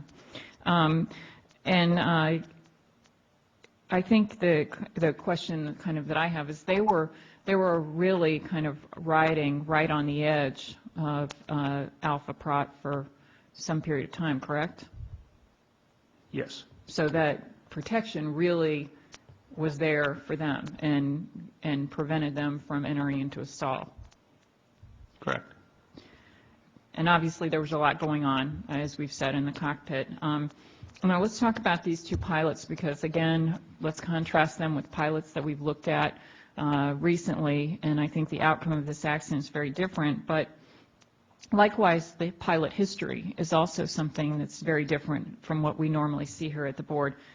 These two airmen didn't have any FAA disapprovals. There was no record of them failing any upgrades or flight checks at the airline. And so I think that what we see here are two pilots. Would we say that they're average pilots, or would we say they're above average or exemplary? How would we want to categorize these pilots? That would be difficult to do. However, this crew did a great job. But as far as categorizing these pilots, that's difficult to do. It's not unusual for a pilot to go through his or her career without having any blemishes, so to speak, on the record. It's also not unusual for someone to go through their career and have maybe one or two. Okay. Captain Helson, do you think you're an average pilot, above average, or below average? I'd like to think I'm maybe above average. And Captain Sumwalt? I'm not flying these days, Madam Chairman. I'm a darn good pilot these days. And my colleague, the Vice Chairman, is also a pilot. Would you consider yourself an above average, or below? All pilots consider themselves above average, obviously. And I think that's kind of the challenge. I don't think I've never met a pilot who introduced themselves as being a below average or an average pilot. I think that the 50th percentile and below, I'm not sure who they are, because it's a challenge to kind of identify pilots. I think when they self-select, they're usually thinking that they're pretty good, or maybe they wouldn't even be flying if they didn't have that self-confidence. We're like the children in Lake Wobegon. Yes, everyone's handsome, right? But let me ask this question, because I know that you participated in some of the test runs in the simulator after the accident. And I also, when I looked at that, I really didn't think that was a very fair evaluation either to see if what could be accomplished, because the pilots who participated in those test runs in the simulator, they actually were very familiar with the scenario. They knew what was coming. They had been prepared as far as reading checklists and having the ability to have those memory items, there without having to consult a checklist. They didn't have the surprise of actually seeing birds in the windscreen and have a plane full of passengers with an unexpected loss of thrust and kind of facing unknown circumstances. And so when I looked at the outcomes of those test runs, I think what we acknowledged is that it was challenging even for people who knew what was coming to meet all of the certification parameters. But I think more fundamentally what I want to understand is, would it take a pilot of extraordinary skill to accomplish a positive outcome in this accident scenario? Because I'm sure all those pilots that participated in the simulator activity were extraordinary, but would it take an extraordinary pilot to actually accomplish this? I think that having the proper training and guidance presented to the pilot so that they're aware of it prior to encountering an emergency such as this would go a long way to help them. Even an average pilot? Yes. Okay. I'll yield the balance of my time. Member Sumwalt. Thank you, Madam Chairman. We established earlier, and Dr. Wilson said this, that there would be difficulty in maintaining the airspeed due to everything going on, the high workload, the stress, the task saturation, GPWS, CRC, all of that going on. You're trying to look and judge your flare over water, all that going on. My question to either of you would be, would a heads-up display have helped in this situation? And the reason I ask that is I read just last week that a study has come out from the Flight Safety Foundation. One of the co-authors, incidentally, is Dr. Earl Weiner, who has been nominated to serve on this board. And they pointed out that HUDs could have prevented or positively influenced 38% of all commercial aircraft accidents that occurred over the past 13 years. And I'm wondering, would a HUD help in a situation like this? Because you can look out and see basically your flight instruments on the painted on the windshield and still be able to look out and focus. Any thoughts on that, Dr. Wilson or Captain Helson? We did look at whether a HUD, how that would have played in this accident. What we found in the literature was that although the information would be presented on the HUD and you would think that the pilot is looking through the HUD and so that information would be readily available to them, what we found is that it does still take a shift of attention to look from the visual picture that you're seeing through the HUD of the outside world to back inside the airplane to the speed tape that would have been there. So in a sense, it would still be diverting attention to do a scan of your instruments. Now, the information would have been more within your field of view, but again, it would still be an attentional resource that you would need to allocate to see that airspeed tape. Okay, thank you very much. In reviewing the testimony from the public hearing from an Airbus senior structure engineer, he stated that the optimum glide path was negative 0.5 degrees, but for design and certification it was actually negative 0.1, and I noticed that you used the negative 0.1 figure, but I think throughout the report we referred to it as the 0.05 figure. So one of them is optimum, the other is the certification figure. Is that correct? Why the difference there? Well, what we found was that Airbus had wanted the criteria that they set out to meet was 0.05.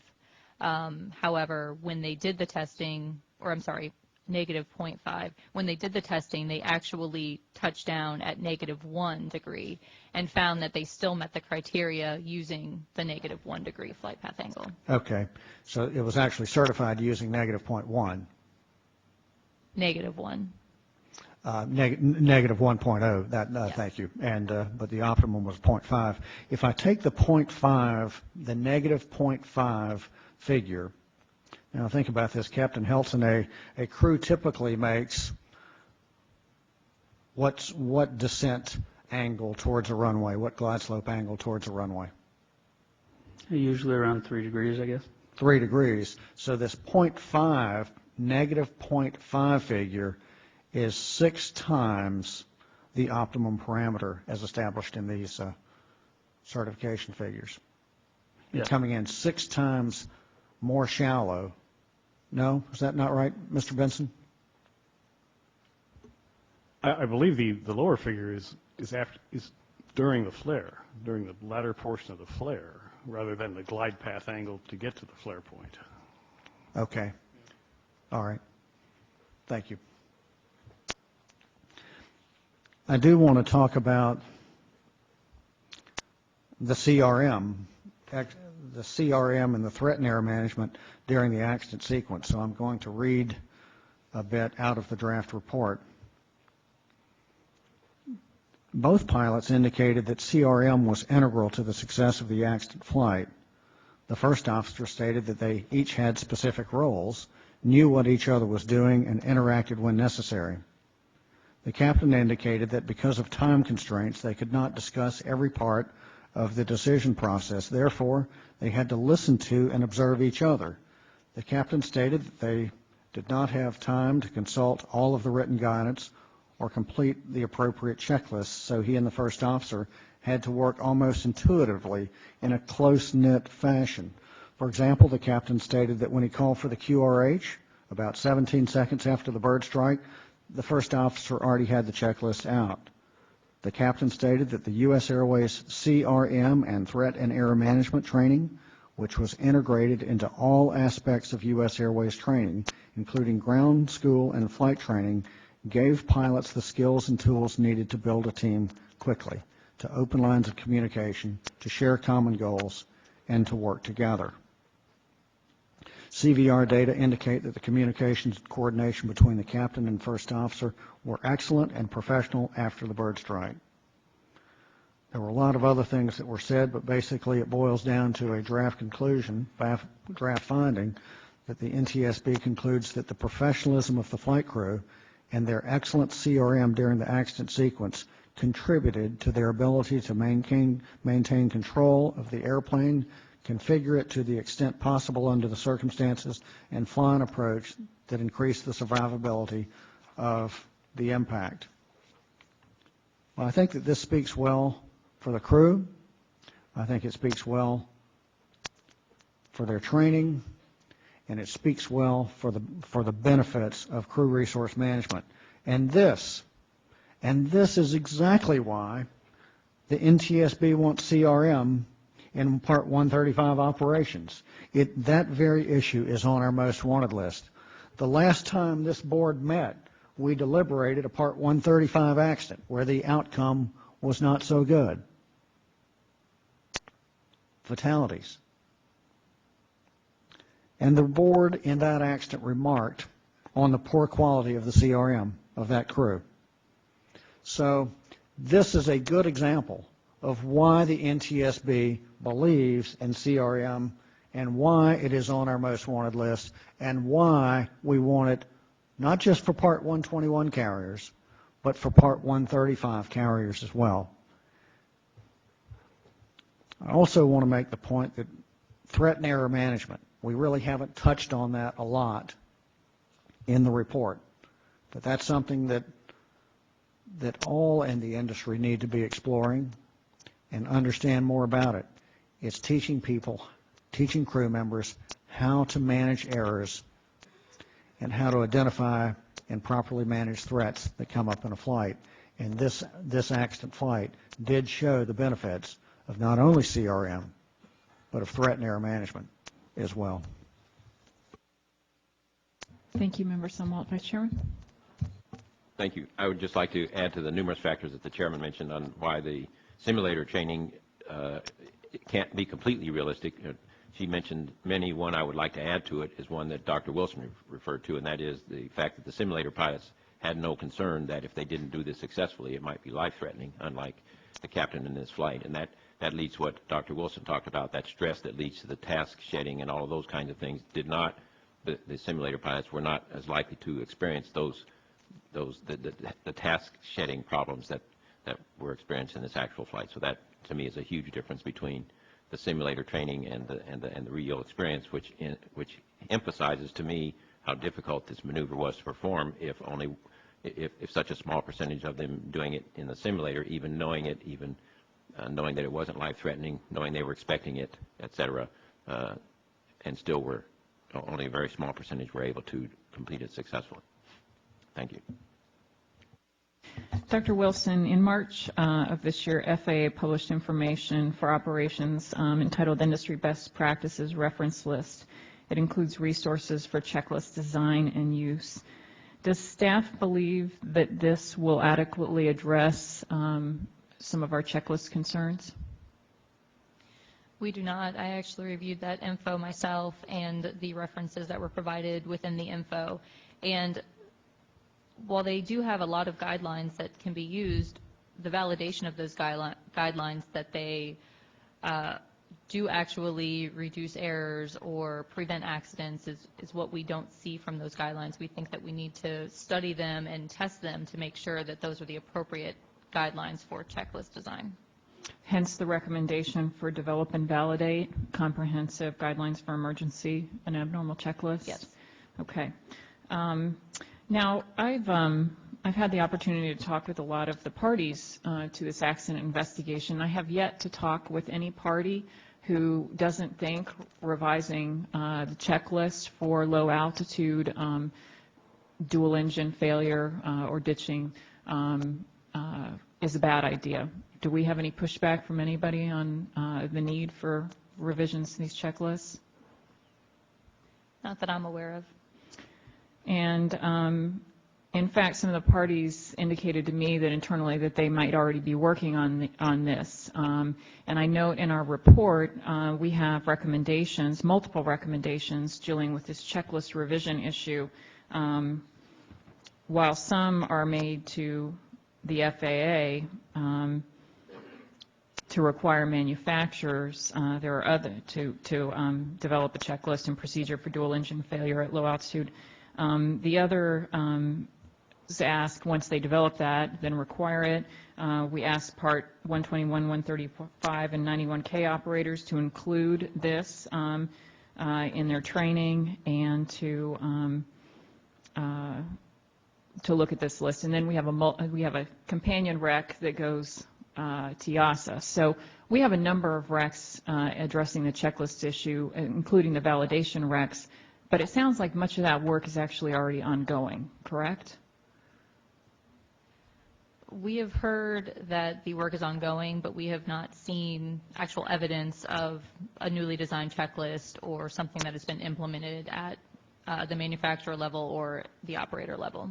Okay. So again, this goes back to a similar statement that Mr. George had, that, you know, while we're encouraged by the work that is ongoing, we really want him to show us money. Let's see the proof of it. And so these recommendations are on the books until that gets accomplished, and hopefully could be closed out then. Correct. Okay. In the report, we make some recommendations about procedures and training for those procedures in the checklists. What do you all envision? Do you all envision this information? They talk about ditching in ground school. Are we envisioning them talking and training this in ground school, or are we saying during your 2 days of AQP for US Air pilots, we want you to put this into the simulator? We're asking for ground school training. Currently, the ditching training that pilots receive reviews the ditching checklist. They go over each of the items in the checklist. And while that's useful, we think that there's additional information that they need to be aware of. For instance, the technique for ditching without engine power. That's something that is in a training manual, but is not actually discussed in training. Plus the visual illusions that occur when landing on water, where, as Vice Chairman Hart said, that it's difficult to judge height above the water. And so we think that those are additional pieces of information that would be useful to pilots, that if they're ever in this situation again, they can work towards incorporating into the technique that they're going to use when they're ditching. Okay, but one of the challenges is the box is only so big for simulator training. We're not necessarily in closing out this recommendation in an acceptable way, expecting to see them incorporate this type of a situation in the simulator training, because it's a very rare event and one they're not likely to see very often, correct? Correct. Okay, now let's move, because I think the visual illusions, you've hit on that too. What about the issue with respect to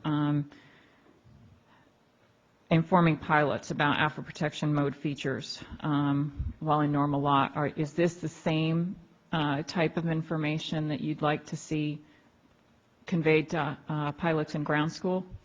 Exactly. The pilots are already being trained on some of the protections and the limitations of operating within alpha protection, but we feel that there are some additional limitations that they're not made aware of that we would like to see incorporated into ground school.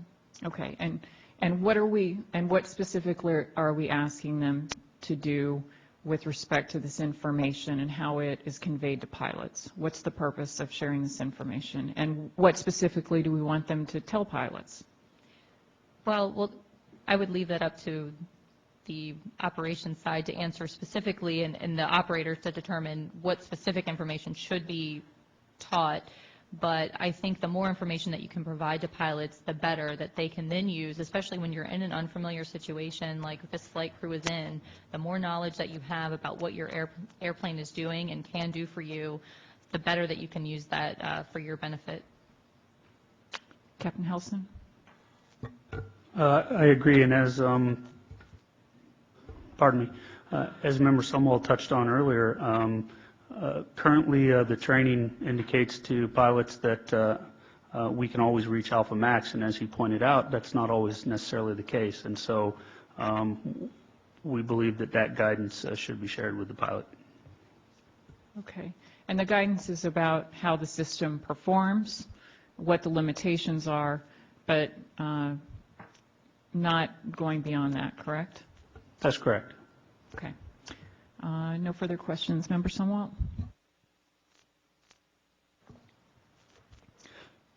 Yeah, and just to follow on to the chairman's point, so we don't envision going into a simulator and disabling various portions of it to show what phugoid dampening is all about. We just want to expand their knowledge base, but not necessarily through demonstrations in the simulator. That's correct. Thank you.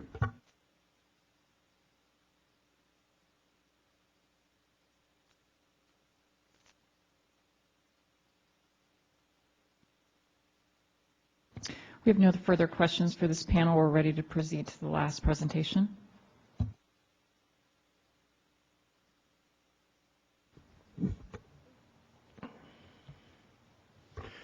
Good morning. My presentation will discuss the numerous survival factors issues that were developed during the investigation. As we have heard earlier today, although both engines experienced an almost total loss of thrust after the bird encounter, the flight crew was able to ditch the airplane on the Hudson River, resulting in only 5 serious injuries and no fatalities.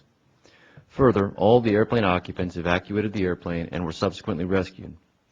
Consequently, this accident has been portrayed by the media as a successful ditching.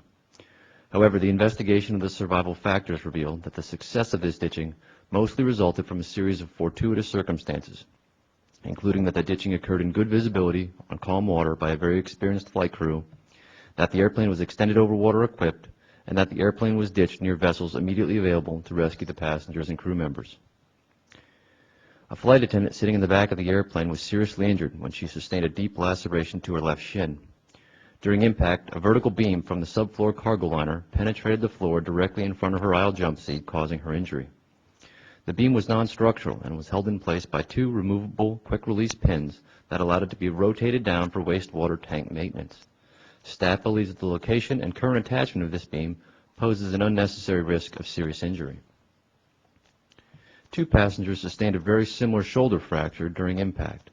Both passengers were braced in positions similar to that depicted on the US Airways Safety Information Card and in FAA advisory material. Although both passengers were braced in positions similar to that depicted on the information card and in FAA advisory material, staff is concerned that the FAA has not sufficiently researched the interaction between passenger brace positions and newer designed seats. Staff has proposed recommendations in both of these injury areas. The accident airplane was equipped for extended overwater operations. However, the flight route from LaGuardia to Charlotte was not an overwater route. Therefore, the flight could have been operated with a non-EOW airplane. The amount and type of safety equipment carried by the 2 kinds of airplanes differs greatly. Most significantly, EOW-equipped airplanes must carry passenger life vests and sufficient slide rafts or life rafts for all the airplane's occupants, even if one of the slide rafts is damaged or unavailable. In contrast, non-EOW airplanes may operate with just evacuation slides and flotation seat cushions. After the ditching, 2 of the 4 slide rafts on the accident airplane were unavailable because of significant water entry in the aft cabin. This left only 2 slide rafts with a capacity for 110 people for all 155 occupants. Because of the operational difficulty of ditching within the Airbus ditching parameters, it is very likely that after ditching an A320 without engine power, there will be significant fuselage breaching and water entry into the aft area of the airplane. Therefore, it should be assumed that water entry will prevent the aft exits and slide rafts from being available for use after a ditching, and staff has proposed a recommendation about raft location on EOW airplanes to address this issue. Post-accident interviews revealed that approximately 64 people used the forward slide rafts and about 87 passengers stood on the wings or made makeshift use of the inflatable off-wing ramp slides that were not designed to be used in the water. Had the accident airplane not been EOW equipped, the forward slide rafts would not have been available, and the flight attendant's procedure would have been to detach the single-lane slides and instruct passengers to jump into the water and hold on to them for flotation. This would have fully immersed many occupants in 41-degree water and posed an immediate threat to their lives. Medical literature indicates that cold water immersion causes cold shock, which can kill a person within 3 to 5 minutes, and swimming failure, which can kill a person within 5 to 30 minutes. Therefore, if rescue vessels had not been near the accident site, it is likely that some of the airplane occupants would have drowned due to cold shock or swimming failure. For this reason, it is of critical importance to provide sufficient immersion protection for all occupants after a ditching, and staff has proposed a recommendation to address this issue. EOW-equipped airplanes are required to carry lifelines at the overwing exits. Lifelines are long straps that are intended to be deployed from the airplane fuselage after a ditching, anchored to points on each wing, and used by occupants to prevent them from falling into the water. The accident airplane was equipped with 4 lifelines stowed in compartments in the overhead bins. However, none were deployed after the ditching, and at least 9 passengers unintentionally fell into the water from the wings. While flight attendants have procedures for and are trained in the use of lifelines, their positions at the forward and aft parts of the cabin make it very unlikely that they would use this piece of equipment after a ditching. Additionally, no information about lifelines is provided to passengers on the safety information card, pre-flight briefing, or individual exit row briefing. Therefore, staff fails to see under what circumstances lifelines would be effectively used and has proposed a recommendation to address this issue. Because the accident airplane was equipped for EOW operations, it carried life vests for both passengers and crew members. However, given that the accident flight route was not an EOW operation, the airplane could very well have been equipped with only flotation seat cushions as the primary means for passenger flotation. Had passengers been required to jump into the water, many passengers would have experienced extreme difficulty holding onto a seat cushion for more than a few minutes due to the effects of cold water immersion. Self-righting life vests, such as those on the accident airplane, are designed to keep an individual's head above water even after he or she is unable to effectively move his or her arms and legs. In response to a 1985 Safety Board study and congressional action, the FAA published a notice of proposed rulemaking which proposed regulations to provide passengers with both life vests and flotation seat cushions regardless of route. Unfortunately, no action was taken on the NPRM, and in 2003, 15 years after it was originally issued, it was withdrawn, and the FAA stated that the cost of the rule exceeded the benefits. Staff believes the 1985 recommendation still has merit and has proposed a new recommendation on this topic. Because both life vests and flotation seat cushions were installed on the accident airplane, the flight attendants were required by federal regulations to brief the passengers on the location and use of both pieces of equipment. However, a life vest demonstration was not required because the flight itself was not an EOW operation. The board's 1985 study contained a recommendation to the FAA to require all pre-departure briefings to include a full demonstration of the correct life vest donning procedures, and in its 1988 NPRM, the FAA proposed doing just that. Again, the NPRM was withdrawn without action, and staff has proposed another recommendation on this topic. Although the accident flight attendants did not know the airplane was ditching and did not command passengers to don their life vests before the water impact, 2 passengers realized they would be landing in the water and donned their life vests before the impact. Most passengers reported that their immediate concern after the water impact was to evacuate as quickly as possible. Some said that they forgot or were unaware their life vest was under their seat, or that they did not want to delay their egress to get one. Others stated that they wanted to retrieve their life vest but could not remember where it was stowed. Overall, 19 passengers physically attempted to obtain a life vest from under a seat, and 10 of these passengers reported difficulties retrieving it. Of those 10 passengers, only 3 were persistent enough to eventually obtain a life vest. The other 7 either retrieved a flotation seat cushion or abandoned the idea of retrieving flotation equipment altogether. The Safety Board has identified problems with stowage and retrievability of life vests as early as 1970. And although some changes have been made throughout the years, the latest testing by the FAA's Civil Aerospace Medical Institute in 2003 indicated that retrieval times for the simplest configurations averaged about 7 to 8 seconds. The results for this accident clearly show that most passengers will not wait that long before abandoning their retrieval attempt and evacuating without a life vest. Staff has proposed a recommendation in this area. Most of the passengers who eventually donned or attempted to don life vests did so only after they were given a vest while they were seated in a slide raft or standing on a wing. Of the estimated 33 passengers who reported eventually having a life vest, only 4 confirmed that they were able to complete the donning process by securing the waist strap themselves. Most of the passengers who had life vests either struggled with the strap or chose not to secure it at all. While a seemingly simple task, tests conducted by CAMI in 1983 demonstrated how difficult the donning process can be for passengers. Of 100 attempts to don the vests, only 4 were successfully completed within 15 seconds, and in 21 attempts, users either did not don the life vest correctly within 2 minutes or gave up trying altogether. The CAMI report indicated that the life vest waist straps were the major obstacle to correct donning. CAMI also tested 2 approved experimental devices, both modified from angler's vests. These devices proved much easier to don, with 29 of 50 users donning them correctly within 15 seconds. CAMI attributed the improved performance to the fact that the device looked like a vest, had an obvious front-to-rear position, and had no straps. Despite these promising results, staff is not aware of any further development of this type of device. And finally, there were still problems with passenger inattention to safety information, an issue that has been the subject of numerous safety recommendations since 1974. In a 2000 study, the board found that a majority of the responding passengers reported that they watched less than 75% of the briefing. Additionally, 68% of the passengers indicated that they did not read the safety information card. For the accident flight, approximately 70% of passengers did not watch any of the pre-flight safety demonstration, and more than 90% did not read the safety information card before or during the flight. Staff believes that these responses clearly indicate that passenger safety information is still routinely ignored by most travelers. The most frequently cited reason for this flight was that the passengers flew frequently, were familiar with the equipment on the airplane, making them complacent. The Safety Board's 2000 recommendation to conduct research on ways to better convey safety information to passengers was classified closed unacceptable action when the FAA responded that they believed that new technology, primarily video systems, satisfied the intent of the recommendation. Staff noted that prior to the accident, US Airways had deactivated or removed video equipment from their entire A320 fleet for financial reasons and believes that research is still needed. Another recommendation on the topic has been proposed. This concludes my presentation, and I'm prepared to answer questions at this time. Thank you. Member Sumwalt. Thank you. I'll pose this question to the panel, to whoever wants to answer it. Why does staff consider this to be a ditching instead of a forced landing? We saw that in a number of submissions where the parties were arguing that it should be a forced landing instead of a ditching.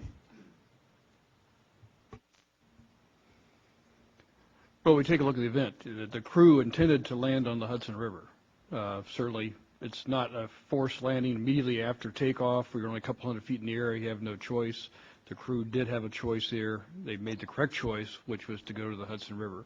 And so, looking at all the events here, we believe this more categorizes as a ditching rather than just a forced landing. And what choice did the crew have, Mr. Howder? Well, certainly they could have tried for land, not a excellent choice, but theoretically possible to get back to the airport. They could have tried for a highway, one of the roads, obviously not excellent choices, and they had this big wide open area to go for. But it's unlike other events we see where a crew suddenly has engine failure at low altitude or slides off into the water.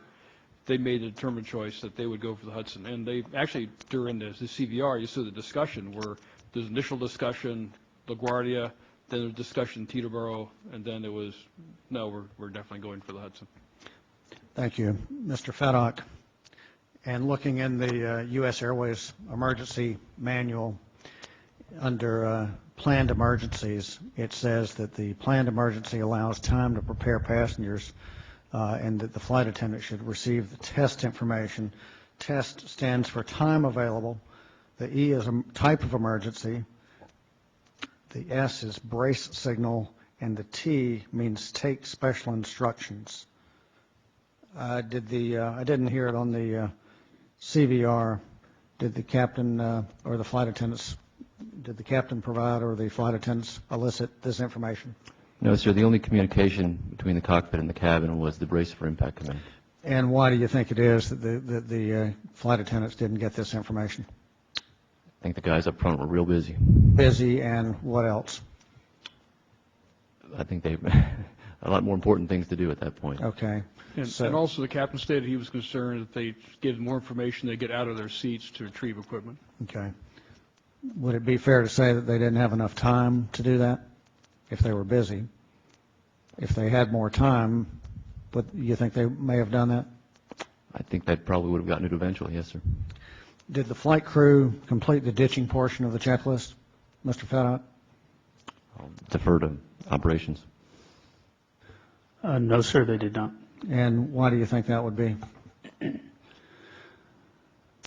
It's a fairly lengthy checklist, and they were hung up in the first third of the checklist, which was focused on trying to start engines. If they would have had more time, is it likely that they would have completed the checklist?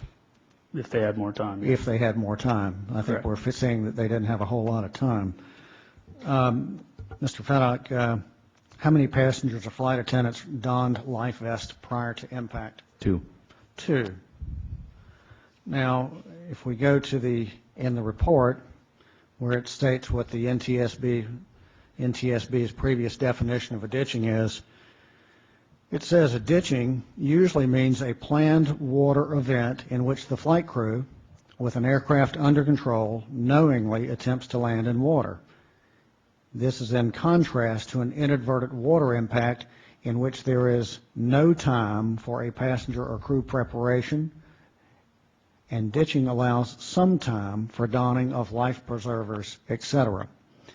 And Mr. Feddock, would you consider the fact that 2 out of 155 aircraft occupants, only 2 put on their life vests, do you consider that to be, quote unquote, some time for donning life preservers? There was some time. There was no command, so I couldn't have expected more people to do it. If there was some planning on part of the flight crew that or cabin crew, some expectation that they were going to land in water, why were all the flight attendants surprised to look out the window and see they had landed in the water? There was no planning on the part of the cabin crew for landing. No planning in on part of the cabin crew. Okay. Well, I have long, as everyone knows on that panel, I have long believed that this was a forced landing and not a ditching. And I think the fact, when I chaired the public hearing last June, I was very careful to refer to it as a forced landing instead of a ditching. And why does it matter? The question came up. Why does it matter what we call it? Well, I believe people turn to the NTSB to get it right. They look at us to get it right. And admittedly, we are constrained by the lack of a definition by the FAA, but even for the NTSB's definition, the parameters that the NTSB uses to classify it as a ditching don't fit perfectly either. The report states that and I quote a draft report, the NTSB has considered this accident to be a ditching because the pilots clearly intended to ditch on the Hudson. End of quote. Well, from the time that the captain told the air traffic controllers that he wasn't going to make Teterboro and uttered those bone-chilling words, literally bone-chilling words, we're going in the Hudson, we're going to be in the Hudson, there was 1 minute and 15 seconds. And I question if having 1 minute and 15 seconds to touchdown is considered planned. Instead, contrary to what we heard a few minutes ago, the captain said that the Hudson was the only viable option. Yeah, they could have touched down on an interstate and they would have killed a bunch of people. The only viable option was to touch down on the Hudson. I believe that they didn't plan anything. They reacted. They didn't have options. They were running out of airspeed and altitude at the same time. They had 1 minute and 15 seconds to figure out the safest place to put this airplane. And they did that. They did it successfully. But I believe they were reacting and not planning to put it in the Hudson. If they had better options, they would have attempted to land there.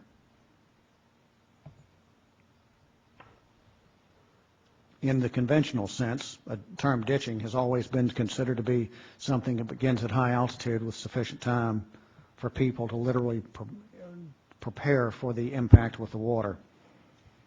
And in going through the testimony from the public hearing, some of the attributes of a ditching are that people go through the checklist. They prep the cabin in the back of the aircraft, and the passengers have been prepared. In this case, the crew did not have time to go through the ditching checklist. They did not have time to prepare the cabin, and the passengers did not have time to prepare. And so for the record, Madam Chairman, I don't believe this was a ditching at all. I believe this was a forced landing on water, and it is my intent to write either a concurring or perhaps even a dissenting statement to that very fact. So noted, Mr. General Counsel. Noted, Member Sumboldt. Thank you. Vice Chairman Hart. Thank you. One of the factors that appeared to make a big difference in the outcome here, just as I previously gave kudos to the regulators and the engine manufacturers for the engines maintaining containment, I would think that kudos are in order for Airbus and for the regulators as well, both U.S. and foreign regulators, for the fact that the fuselage remained largely intact in the course of this event, because if it had not, I think this relatively orderly, relatively dry exit from the wing exits and from the front exits would not have occurred, and the likelihood of fatalities would have been much greater. So I don't have any questions, but I did want to make that point that I think that's a factor that helped to create the outcome that we saw. Thank you.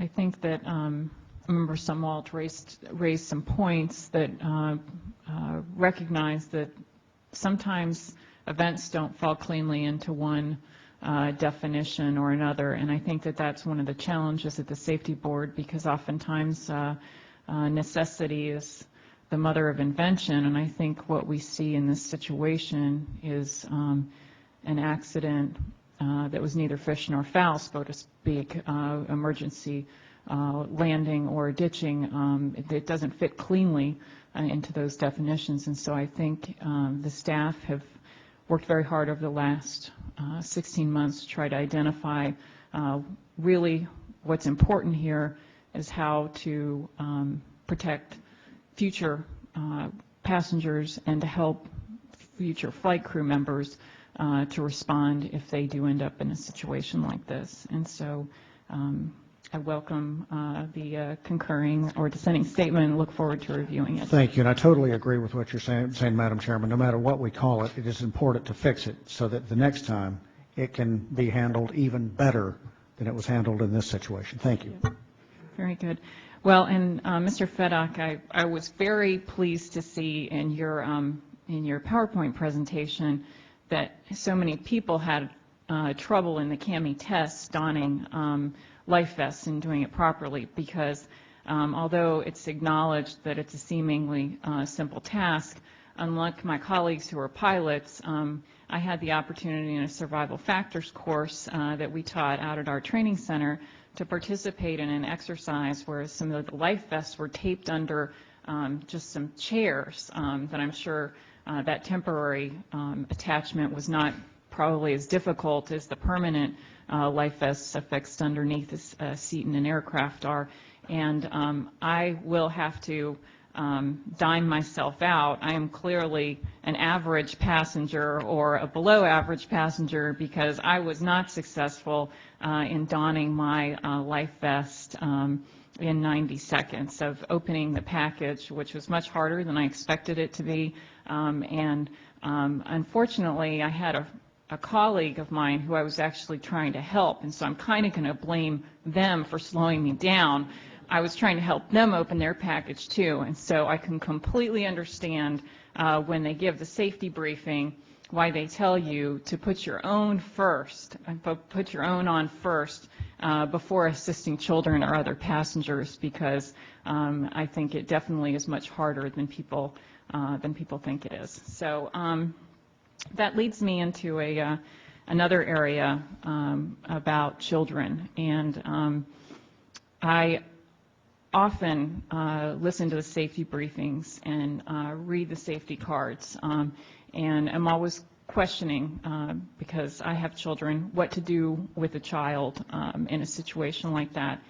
And I think that our report and our discussion today highlights some of the successes that we've witnessed: the crew's professionalism, the ability of the aircraft and the engines to withstand a bird strike and maneuver into a safe landing, the efficiency in which the passengers and the crew evacuated the aircraft and were quickly rescued by the ferries. But it's interesting to note that among the 155 survivors of this accident, there was an infant passenger that was traveling with their mother as a lap child. Our report includes about a third of the recommendations are related to survivability, but we don't discuss restraint use for children on board aircraft. And so, Matt, I know this will come as no surprise to you back there, that I believe that this accident investigation offers us an opportunity to examine this issue of child passenger safety again. Since I've arrived at the board in 2004, this has been an issue that's of particular interest to me. And for many years, the Safety Board made recommendations about child passenger safety. This issue even occupied our most wanted list from 1999 to 2006. Obviously, our staff are very familiar with our recommendations following the Sioux City crash, the Charlotte crash, and despite our decades-long advocacy, FAA took no action. And it's still permitted for parents to have a lap-held child under 2. I think the accident in front of us today gives us another opportunity to reconsider this issue, and I've raised this to our staff and my fellow board members. And I appreciate the concerns that they've raised, and we've got a significant amount of discussion about brace positions, life vests, life rafts, lifelines, and safety briefings. And it's clear that we've identified some deficiencies in these regulations. But I think as an industry we need to do more to re-examine the standard safety briefing. I can tell you, oftentimes, and I'm a frequent traveler, oftentimes I feel like I am the only person who is paying attention to the flight attendant who's giving the safety briefing and reading that card, the safety card in the seat back pocket in front of me. But if we're going to be spending time talking about the safety briefing and how we convey that information to passengers, it's a good opportunity for us to talk about what information is conveyed to parents and families who are traveling with small children. We have to make sure our carry-on bags are secured beneath the seat in front of us or in the overhead.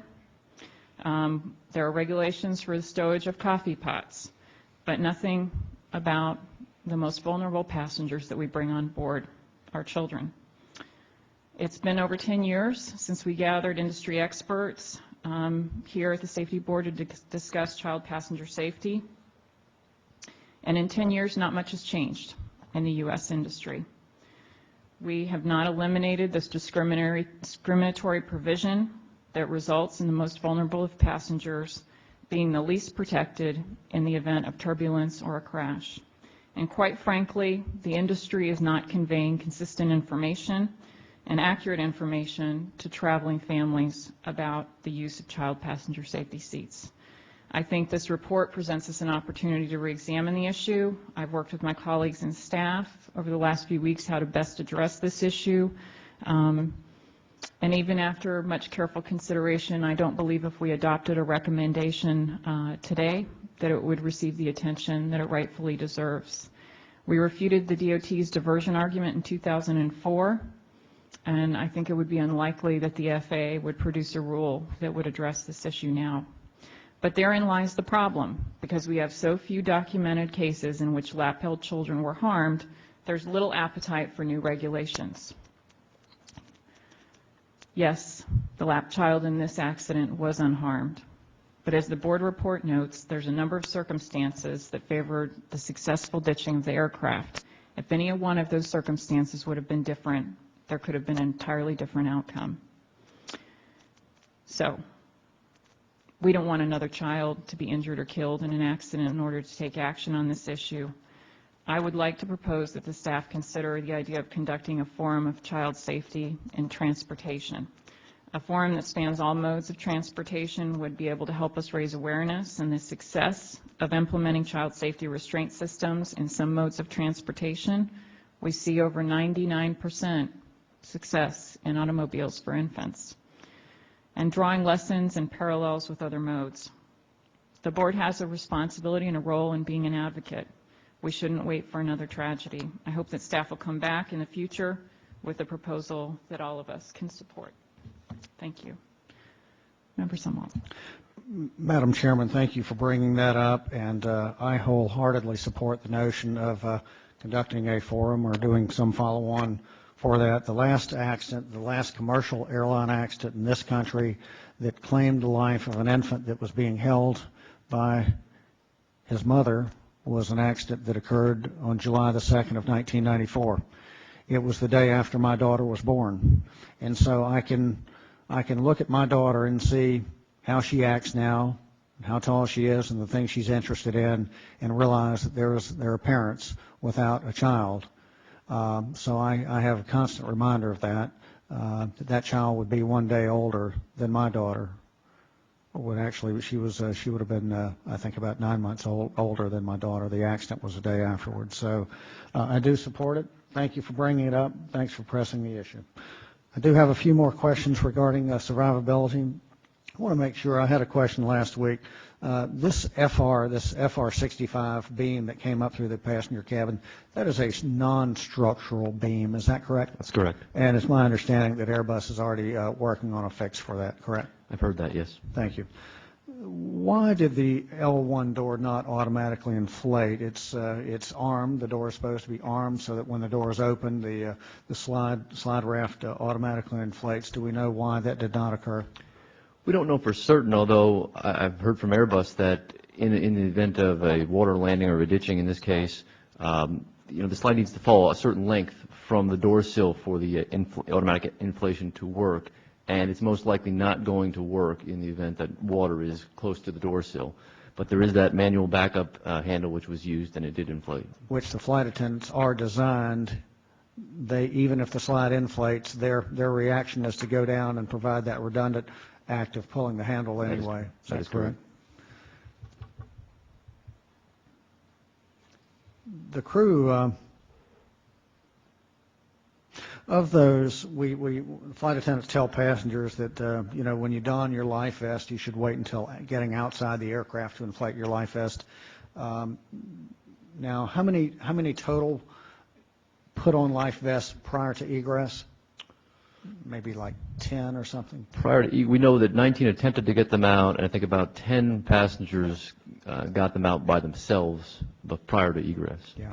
And do we know how many of those inflated after exiting the aircraft as they're instructed to do? I don't believe I came across anyone who inflated it inside the aircraft. Okay, thanks. It's always, not always. It's after reading this report, I remember as a crew member going in the cockpit whenever I'd pick up a new airplane, would go in the cockpit and I would check to make sure that all the life vests were there. It's been a long time, but as I recall, there's supposed to be 5 in the cockpit, and the flight attendants are supposed to check the life vest as well. these were on non-EOW airplanes as well as EOW airplanes. So and now that I'm at the safety board, now that I read this report, it seems very odd to me that on all airplanes, even those that are not EOW airplanes, the crew has the life vest, but the passengers don't. And I think we have a recommendation aimed at this situation. That's correct. In the Columbia, South Carolina Learjet accident that the board deliberated a month ago, we do know the board did find that the 2 passengers escaped. The rest were fatally injured. But the 2 that did escape, we attributed that to the very fact that at least one of the passengers did pay attention to the emergency briefing. And that is so important to be able to understand what to do in the stress of a situation. And I think that you're right. I do read that emergency briefing card when I get on an airplane, and people look at me rather strangely, but I think it's important to know how to get out of the exits. Any suggestion at all to using that Delta flight attendant that does the Delta commercials? That would get more people's attention. Yeah, in fact, we've had at least one airline that I know attempt some novel ways, getting celebrities to do the pre-flight announcements, video briefings, those sorts of things. Thank you. The cargo doors were open as the aircraft was pulled out of the Hudson, and I suspect what is the reason that the cargo doors were open? Do we have an idea? I realize the aircraft basically sank. I'll defer to Mr. Murphy on that one. Mr. Murphy. The group and myself all strongly believe that the forward cargo door was most likely opened by some of the divers that were in the water at the time. We've done some photograph analysis of the cargo door and compared the angles that the airplane was at while resting in the water, and then took the camera and adjusted it accordingly on an airplane at Airbus, and you can see that you would clearly have seen if the cargo door was open or not. Okay. With regards to the aft cargo door, there is still work ongoing at Airbus today for that. We do have a belief that after impacting the water and after the aft pressure bulkhead was breached and the water entered, there was a possibility that the handle could have been opened from the inside, the water rushing back through the door handle. Not a simple task, obviously, to perform that analysis, and it's still ongoing. And I'm fairly confident, as are my group members, that that aft door was in fact open, because the latch, the handle itself, was found fractured in the open position, and a small piece of graphite, probably from one of the control surfaces on the right-hand side, was located inside the door mechanism itself. Thank you for that comprehensive answer. And about how far did the aircraft travel downriver? I believe it's about 3.5 miles. Okay. I remember in one of the analysis, in the testimony, somebody referred to some of the damage from the scooting, the water scooting in the aircraft. I think that dealt specifically with the aft pressure bulkhead, but perhaps the same sort of hydraulic effect of it going down the river and having that water scoot in the cargo compartment could have contributed. Is that what you're saying for the aft one, or not necessarily? That's not necessarily what you're saying, is it? No, I believe for the aft door, we're referring to the event itself after the aft part of the fuselage contacted the water. The lower fuselage skins were breached, which allowed the water to enter, and then as the airplane moved forward during the initial phases, the dynamic event, that was able to fail the aft pressure bulkhead. And then there in that sequence, I believe, is when the aft pressure bulkhead, the aft cargo door became open, because again, that would be when the control surface would be able to come off and come back and actually break or touch the handle itself and put a piece of graphite in there, versus the calm, steady moving it down and being able to get a piece of graphite to find itself and wedge it in there in the handle itself. Thank you very much. And one other thing, so recovering aircraft out of the water becomes problematic sometimes also. It's difficult to pin down everything that happens when you have to get it up quickly. Okay, thank you very much. As I understand it, staff is concerned because of the damage that was done to the rear of the airplane. The aircraft was lying in the water at such an angle that the aft two exits were unusable, and therefore the benefit of those slide rafts was lost. That's correct. And that's very much a concern to staff. And Mr. Howder, I believe you told me that perhaps some other aircraft, during the testing, they realized that those aft doors may be unusable, so therefore they have stowed life rafts in the ceiling of the aircraft. That's correct.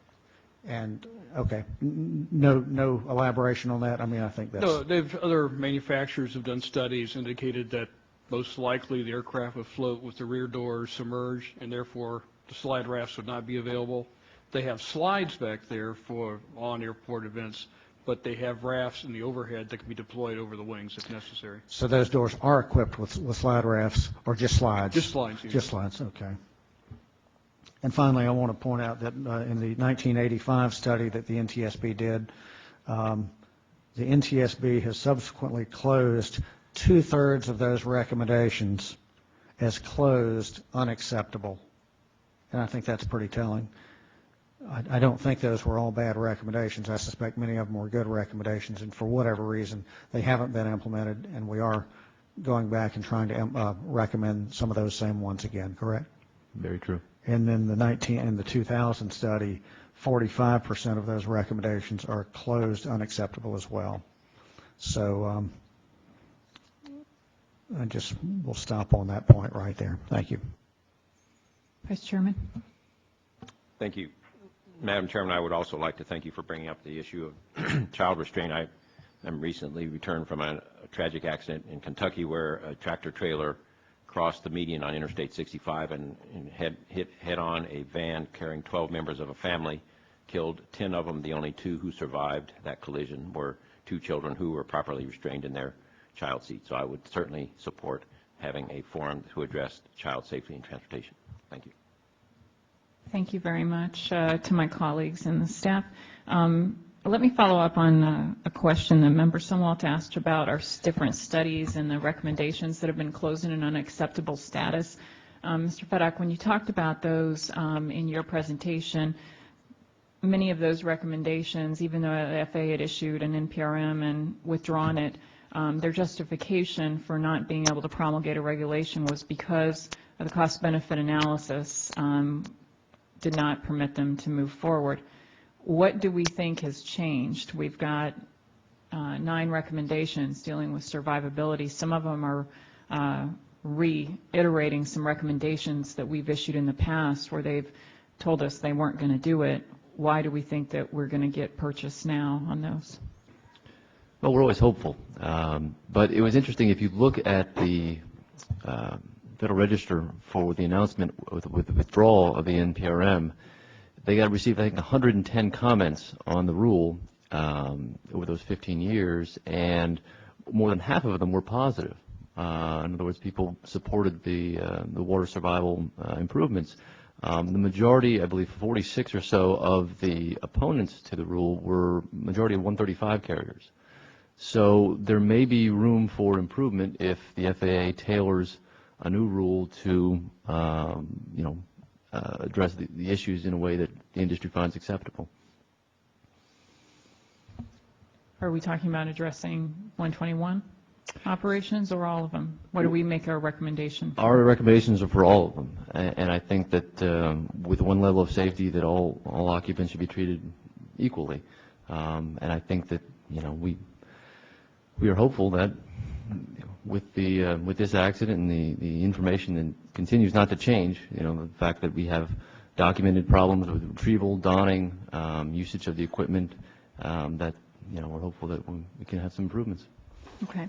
Much has been made about the aft door being cracked open and water coming in, but the the majority of the water that flooded the back part of the airplane, that really came from the breached aft pressure bulkhead, correct? That's correct. The vast majority of the statements from the passengers of the back talked about a large amount of water entering their area, and this goes all the way from row 26 through probably up to 22, 21, being up to their seat pan level within seconds. And that vast amount of water did not come anywhere from the door. It came from the damage to the understructure and through the galley. So it's not really significant who or how that aft door was cracked open because the water, the ingress really came from a much bigger opening. That's correct. Correct. And there's been some discussion about whether or not there was a fire on board the aircraft. Do we have any evidence to identify or support a fire? There was no evidence of a fire in the cabin. And of any flight attendants reported any fire? The only mention of fire was during flight. The flight attendant, after the strike, noticed a haze or a light smoke in the cabin as well as an odor. And as well as the thump that she heard, she thought there might have been an electrical fire of some kind. So she did get out of her jump seat. She did move up the aisle, open some of the overhead bins, ask some of the passengers to get out of their seats. She was searching for a fire extinguisher, which she, I believe, eventually found, but did not see any fire. So reseated herself at the brace for impact command and was seated for landing. Okay. And as far as the brace for impact command, there were a number of things that Captain Sullenberger did that were ahead of the checklist, so to speak. That was one of them, correct? Yeah. In fact, when I got an opportunity to listen to the CVR, I listened through it, and I knew it was going to come, but I was surprised to hear it, considering how busy he was and how much else was going on. I was very impressed that that was something that he remembered to do. Yep. Before they even got to the checklist item to do it. Yeah, Yep. that's correct. Any other questions or comments? Member Sumwalt. Yes, just to follow up, so which flight attendant was it that walked down the aisle with a fire extinguisher? It was the aft flight attendant, Flight Attendant B. Aft flight attendant. And we talked about fire itself. Is it true that the maybe this is Mr. Reichel question that after the bird strike there was torching coming out of one of the engines, that there was fire? It seems like Mr. Billy Campbell testified to that effect in the public hearing. What's the word on that? It's likely that the engine surged and they would have seen some flames coming out of the front or the rear. Also, because the engines supply pressure to the aircraft starts from the core, and there was a core ingestion, they may have smelled some burning birds, some tissue from that event. But the flames, and I wish we had the testimony from Mr. Campbell right here, but I read his testimony, but as I recall, does anybody have that? I don't have it, but it was consistent with a number of the passengers in the back talking about flames coming out of either one or both engines. Right, and that's the point I want to make. Flames were outside of the aircraft, not inside the aircraft. Is that correct? That's correct. I have no further questions.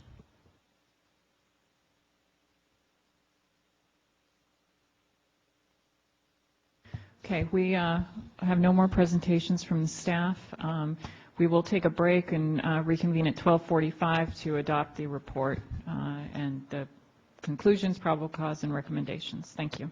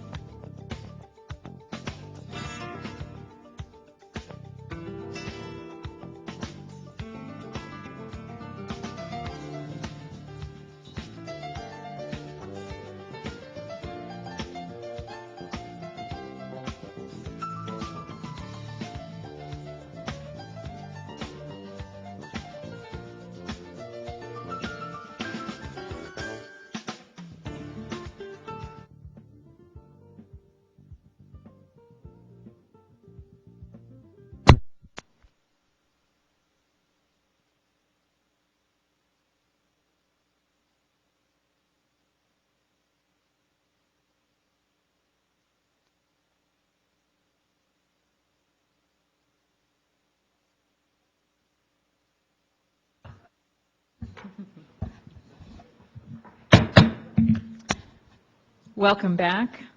At this time, do any of the board members or the staff have any additional comments or presentations? No, ma'am, not from us. Okay. Seeing none, Dr. Meyer, will you now read the findings of the investigation? If any of the board members have any questions or comments, please let me know after all of the findings have been read. Yes, ma'am. The first finding that we're proposing, the flight and cabin crew members were properly certificated and qualified under federal regulations. No evidence indicated any pre-existing medical or physical condition that might have adversely affected the flight crew's performance during the accident flight.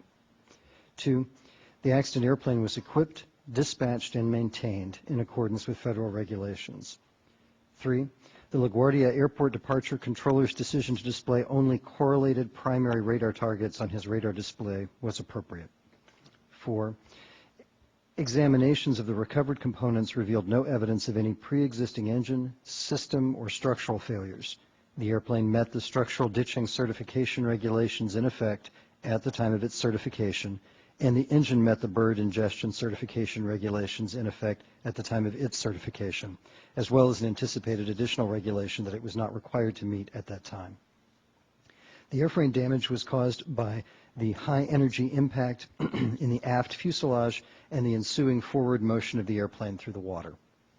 6, both engines were operating normally until they ingested at least 2 large birds weighing about 8 pounds each, and one of which was ingested into each engine core, causing mechanical damage that prevented the engines from being able to provide sufficient thrust to sustain flight. 7, if the accident engine's electronic control system had been capable of informing the flight crew members about the continuing operational status of the engines, they would have been aware that thrust could not be restored and would not have spent valuable time trying to relight the engines, which were too damaged for any pilot action to make operational. 8, the size and number of the birds ingested by the accident engines well exceeded the current Bird-Ingestion certification standards. 9, the current small and medium flocking bird test required by 14 Code of Federal Regulations 33.76C would provide a more stringent test of the turbofan engine core resistance to bird ingestion if the lowest expected fan speed for the minimum climb rate were used instead of a 100% fan speed, because it would allow a larger portion of the bird mass to enter the engine core. 10, additional considerations need to be addressed related to the current 14 Code of Federal Regulations 33.76D large flocking bird certification test standards, because they do not require large flocking bird tests on smaller transport category airplane engines, such as the accident engine, or a test of the engine core. The circumstances of the accident demonstrate that large birds can be ingested into the core of small engines and cause significant damage. 11, although engine design changes and protective screens have been used or considered in some engine and aircraft designs as a means to protect against bird ingestion, neither option has been found to be viable on turbofan engines like the accident engine. 12, although the dual engine failure checklist did not fully apply to the accident event, it was the most applicable checklist contained in the Quick Reference Handbook to address the event, and the flight crew's decision to use this checklist was in accordance with US Airways procedures. That was the engine dual failure checklist in number 12 there. 13, if a checklist that addressed a dual engine failure occurring at a low altitude had been available to the flight crew members, they would have been more likely to have completed that checklist. 14, despite being unable to complete the dual engine failure checklist, the captain started the auxiliary power unit, which improved the outcome of the ditching by ensuring that a primary source of electrical power was available to the airplane and that the airplane remained in normal law and maintained the flight envelope protections, one of which protects against a stall. 15, the captain's decision to ditch on the Hudson River rather than attempting to land at an airport provided the highest probability that the accident would be survivable. 16, the captain's difficulty maintaining his intended airspeed during the final approach resulted in high angles of attack, which contributed to the difficulties in flaring the airplane, the high descent rate at touchdown, and the fuselage damage. 17, the captain's difficulty maintaining his intended airspeed during the final approach resulted in part from high workload, stress, and task distraction. 18. The captain's decision to use flaps 2 for ditching, based on his experience and perception of the situation, was reasonable. 19. The professionalism of the flight crew members and their excellent crew resource management during the accident sequence contributed to their ability to maintain control of the airplane, configure it to the extent possible under the circumstances, and fly an approach that increased the survivability of the impact. 20. Comprehensive guidelines and the best means to design and develop emergency and abnormal checklists would promote operational standardization and increase the likelihood of a successful outcome to such events. 21. Training pilots how to respond to a dual-engine failure occurring at a low altitude would challenge them to use critical thinking and exercise skills in task shedding, decision-making, and proper workload management to achieve a successful outcome. 22.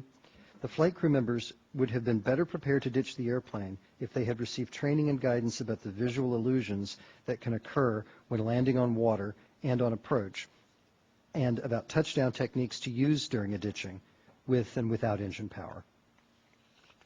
23. The guidance in the ditching portion of the engine dual failure checklist is not consistent with the separate ditching checklist, which includes a step to inhibit the ground proximity warning system and terrain alerts. 24. Training pilots that side stick inputs may be attenuated when the airplane is in the alpha protection mode would provide them with a better understanding of how entering the alpha protection mode may affect the pitch response of the airplane. 25. The review and validation of the Airbus operational procedures conducted during the ditching certification process for the A320 airplane did not evaluate whether pilots could attain all of the Airbus ditching parameters, nor was Airbus required to conduct such an evaluation. 26. During an actual ditching, it is possible but unlikely that pilots will be able to attain all of the Airbus ditching parameters because it is exceptionally difficult for pilots to meet such precise criteria when no engine power is available, and this difficulty contributed to the fuselage damage. 27. This accident was not a typical bird strike event. Therefore, this accident demonstrates that a bird strike does not need to be typical to be hazardous. 28. The accident bird strike occurred at a distance and altitude beyond the range of LaGuardia Airport's wildlife hazard responsibilities, and therefore would not have been mitigated by LaGuardia Airport's wildlife management practices. 29. A proactive approach to wildlife mitigation at 14 Code of Federal Regulations Part 139 certificated airports would provide a greater safety benefit than the current strategy of waiting for a serious event to occur before conducting a wildlife hazard assessment. 30.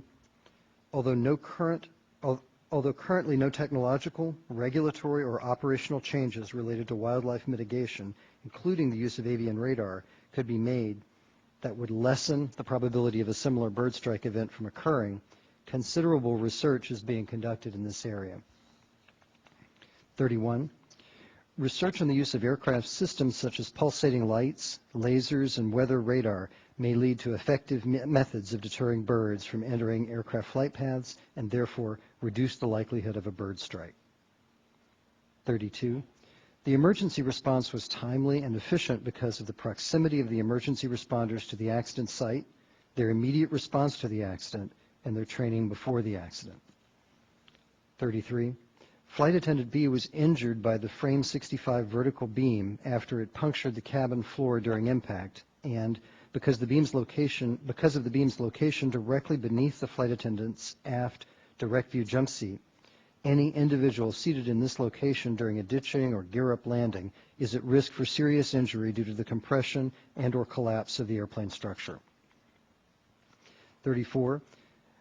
The Federal Aviation Administration's current recommended brace positions do not take into account newly designed seats that do not have a breakover feature, and in this accident, the FAA recommended brace position might have contributed to the shoulder fractures of 2 passengers. 35. The flight attendants initiated the evacuation promptly, and although they all encountered difficulties at their exits, they still managed an effective and timely evacuation. 36. Although the airplane was not required by Federal Aviation Administration regulations to be equipped for extended overwater operations to conduct the accident flight, The fact that the airplane was so equipped, including the availability of the forward slide rafts, contributed to the lack of fatalities and the low number of serious cold water immersion-related injuries, because about 64 occupants used the forward slides rafts after the ditching. 37. The determination of cabin safety equipment locations on the A320 airplane did not consider that the probable structural damage and leakage sustained during a ditching would include significant aft fuselage breaching and subsequent water entry into the aft area of the airplane, which prevents the aft slide rafts from being available for use during an evacuation. 38. Given the circumstances of this accident and the large number of airports located near water and of flights flown over water, passenger immersion protection needs to be considered for non-extended overwater operations as well as extended overwater operations. 39. If the lifelines had been retrieved, they could have been used to assist passengers on both wings, possibly preventing passengers from falling into the water. 40. Equipping aircraft with flotation seat cushions and life vests on all flights, regardless of the route, will provide passengers the benefits of water buoyancy and stability in the event of an accident involving water. 41. Briefing passengers on and demonstrating the use of all flotation equipment installed on an airplane on all flights, regardless of the route, will improve the chances that the equipment will be effectively used during an accident involving water. 42. Passenger behavior on the accident flight indicated that most passengers will not wait 7 to 8 seconds, the reported average life vest retrieval time, before abandoning the retrieval attempt and evacuating without a life vest. 43. The current life vest design standards contained in Technical Standards Order C13F do not ensure that passengers can quickly or correctly don life vests. And finally, 44. Most of the passengers did not pay attention to the oral pre-flight safety briefing or read the safety information card before the accident flight, indicating that more creative and effective means of conveying safety information to passengers are needed because of the risks associated with passengers not being aware of safety equipment.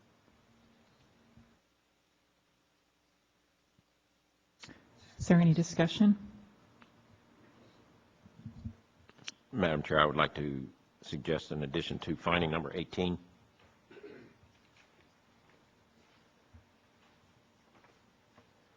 Finding number 18 now says,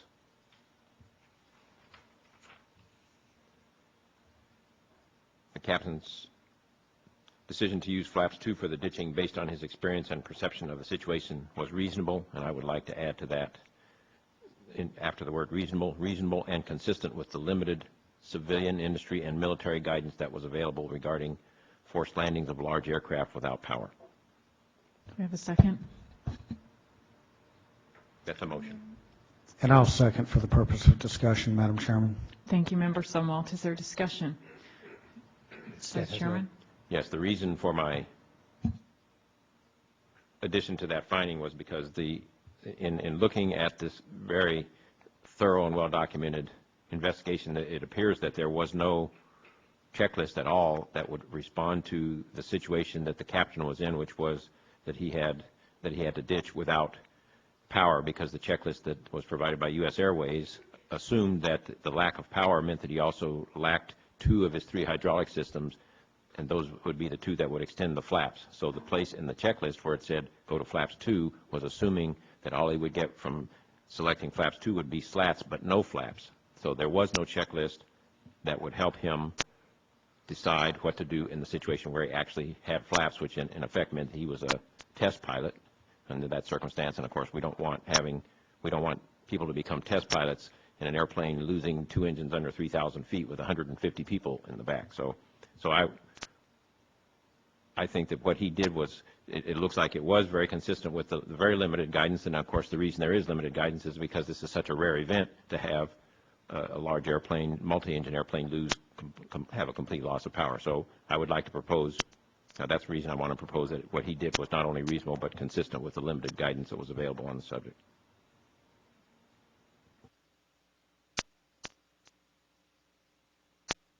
Well, first, Vice Chairman, I'd like to compliment you on your use of words where you say regarding forced landings. But aside from that, I honestly don't, I will support it. I'd like to hear what staff's got to say. I don't see where it really adds anything to what's there. What staff is saying is that it was reasonable, period. And I think that that's really the point there. I don't think that they're trying to read any more into what's being written there.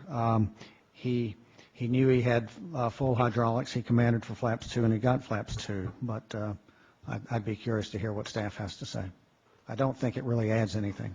Mr. Howder. Yeah. We have no objection.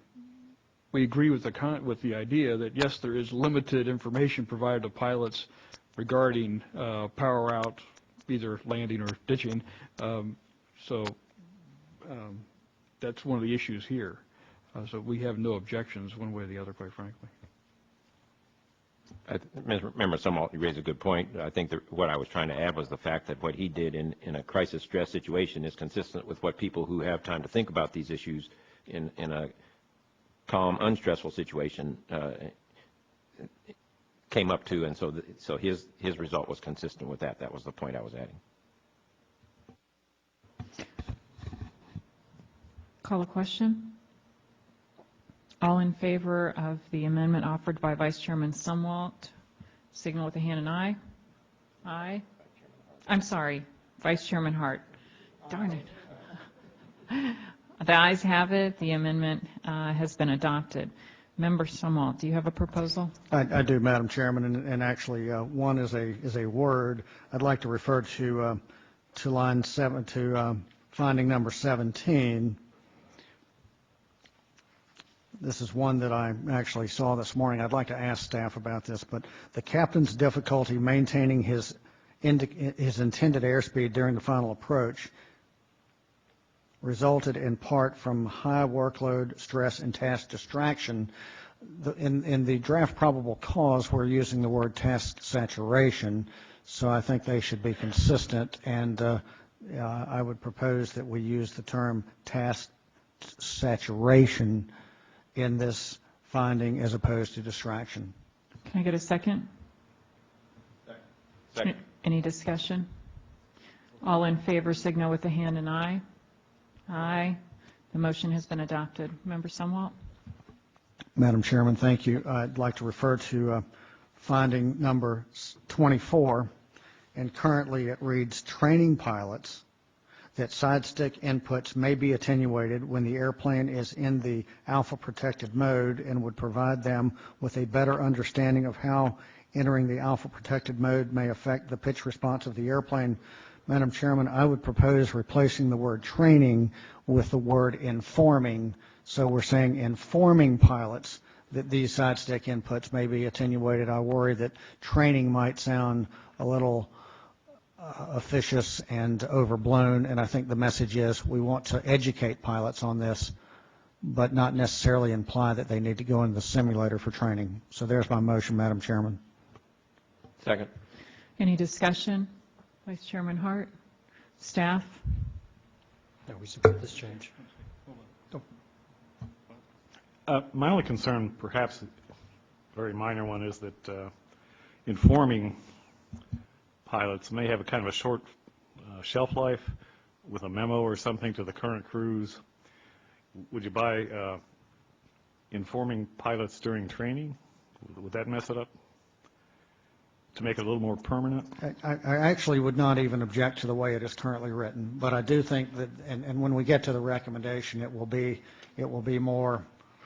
I guess it doesn't really matter in the finding. It's in the recommendation where that's where the rubber meets the road, and I would be willing to.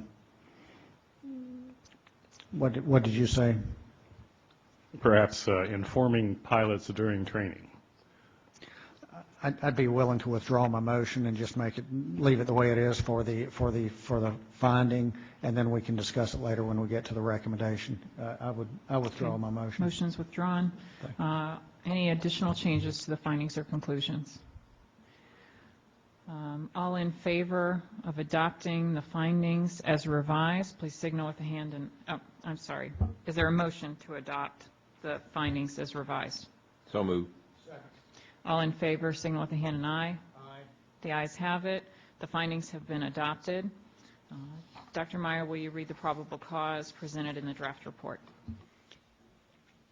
The National Transportation Safety Board determines that the probable cause of this accident was the ingestion of large birds into each engine, which resulted in an almost total loss of thrust in both engines and the subsequent ditching on the Hudson River. Contributing to the fuselage damage were, 1, the Federal Aviation Administration's approval of ditching certification without determining whether pilots could attain the ditching parameters without engine thrust. 2, the lack of industry flight crew training and guidance on ditching techniques. And 3, the captain's resulting difficulty maintaining his intended airspeed on final approach due to the task saturation resulting from the emergency situation. Contributing to the survivability of the accident was, 1, the decision-making of the flight crew members and their crew resource management during the accident sequence. 2, the fortuitous use of an airplane that was equipped for an extended over-water flight, including the availability of the forward slide rafts, even though it was not required to be so equipped. 3, the performance of the cabin crew members while expediting the evacuation of the airplane.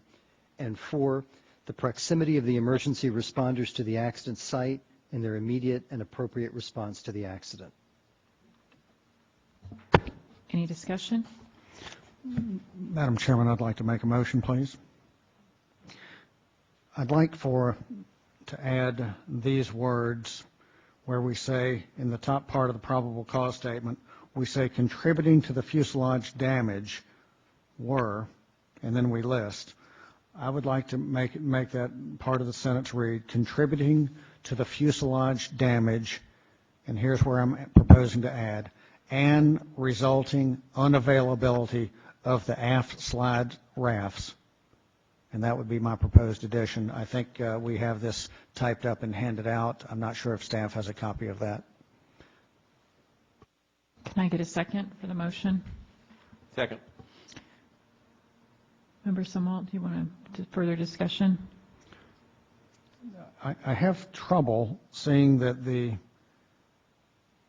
contributing to the fuselage damage would be the FAA's approval of the ditching certification without determining whether or not pilots could attain the ditching parameters without engine thrust. I don't see how that leads to the fuselage damage.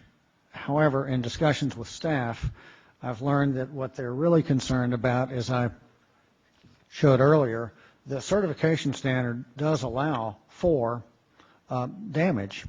All it says is 25801 paragraph B says we've got to protect the occupants, and the aircraft did do that. But what I believe the staff has the problem with, as I said earlier, the fact that when the fuselage damage occurred, the aircraft was allowed to sit in the water at a different attitude than anticipated, and therefore we did lose the availability of those last two slide rafts.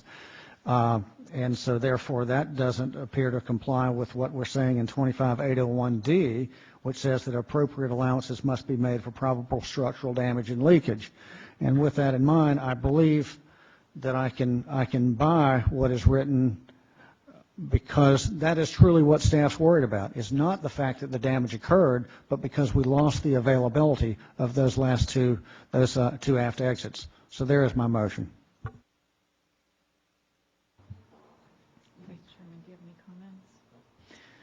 Staff have any comments? If we could just take a moment to Okay, confirm. sure.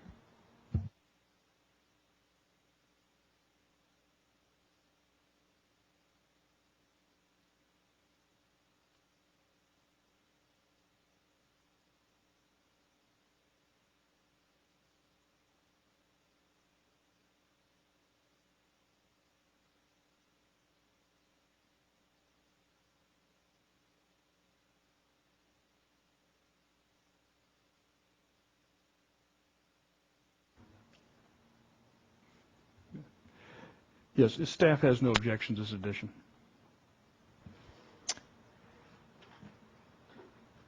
All in favor of adopting the probable cause with the revision proposed by Member Sumwalt, signal with the hand and aye. Aye. Aye.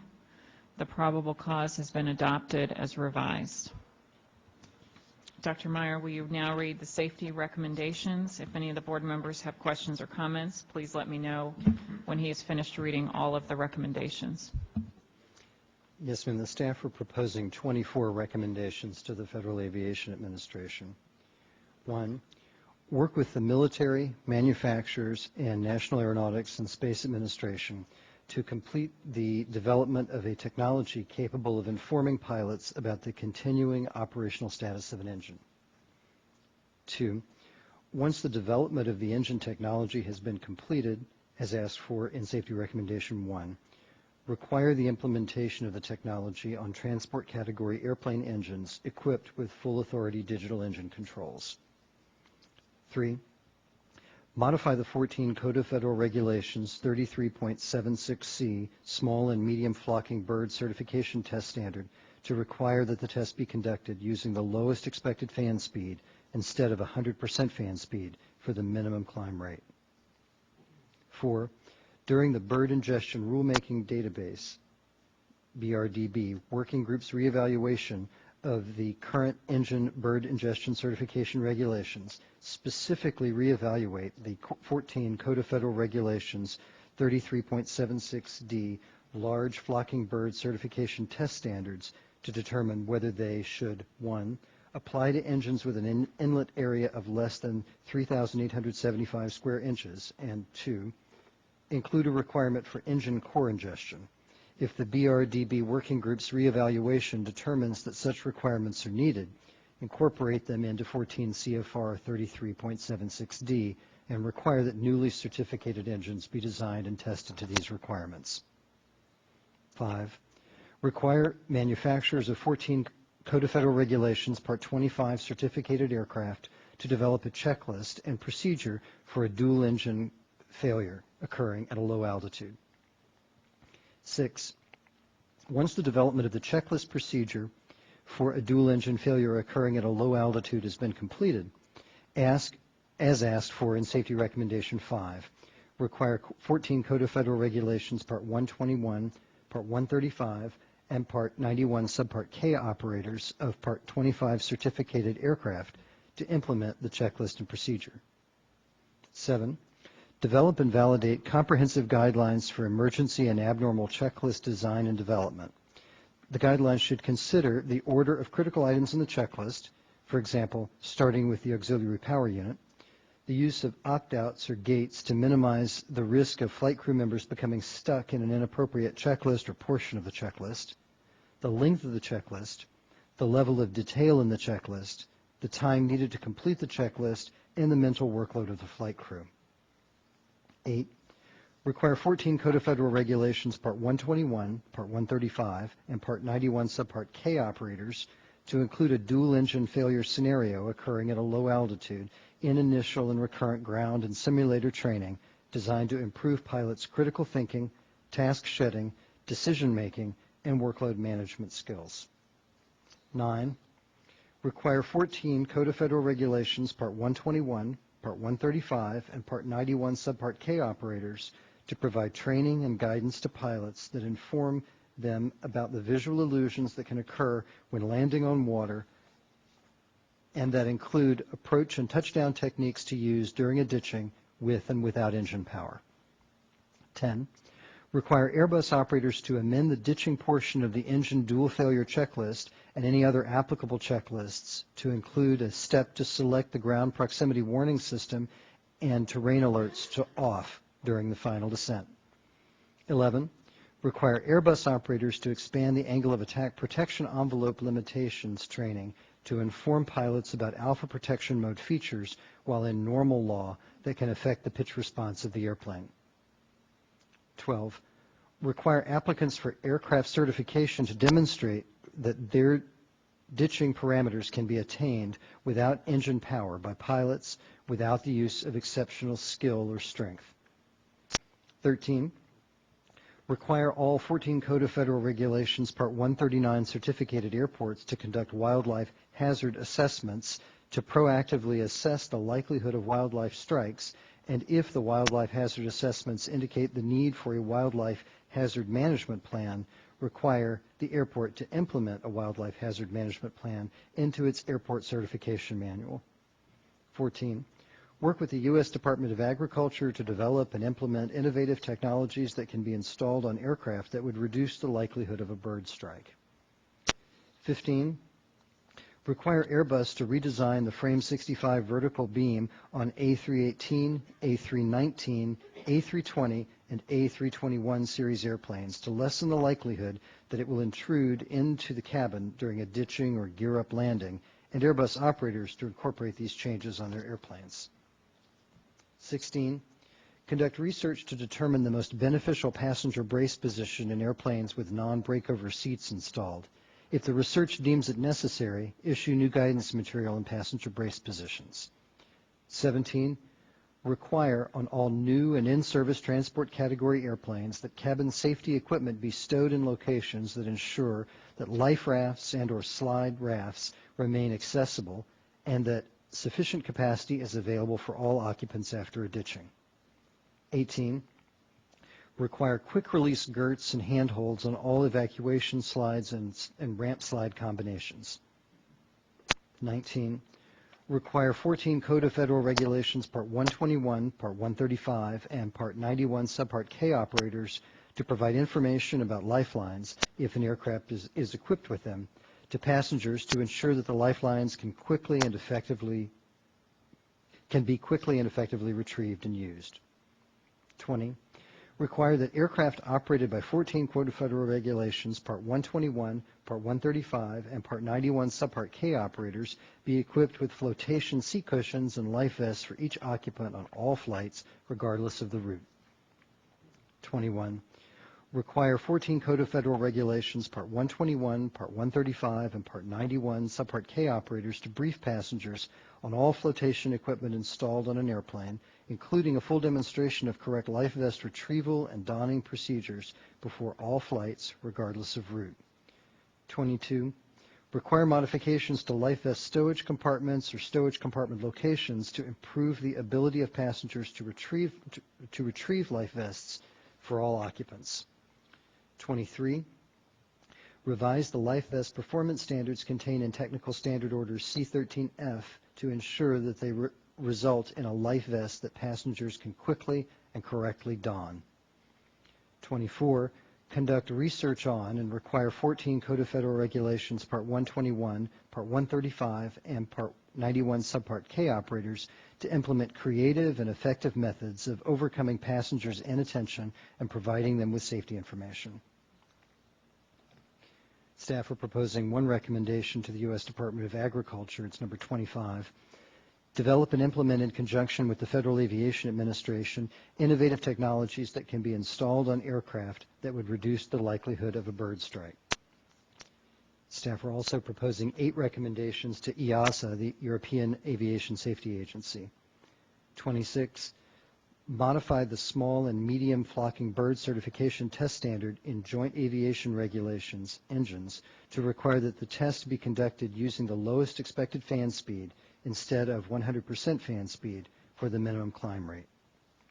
27, during the Bird-Ingestion Rulemaking Database, BRDB's, working groups reevaluation of the current engine bird-ingestion certification regulations, specifically reevaluate the Joint Aviation Regulations, engines, JARE, large flocking bird certification test standards to determine whether they should, 1, apply to engines with an inlet area of less than 3,875 square inches, and 2, include a requirement for engine core ingestion.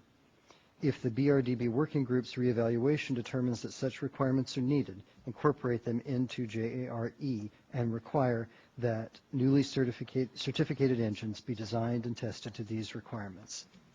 28, require manufacturers of Joint Aviation Regulations 25 certificated aircraft to develop a checklist and procedure for dual engine failure occurring at a low altitude.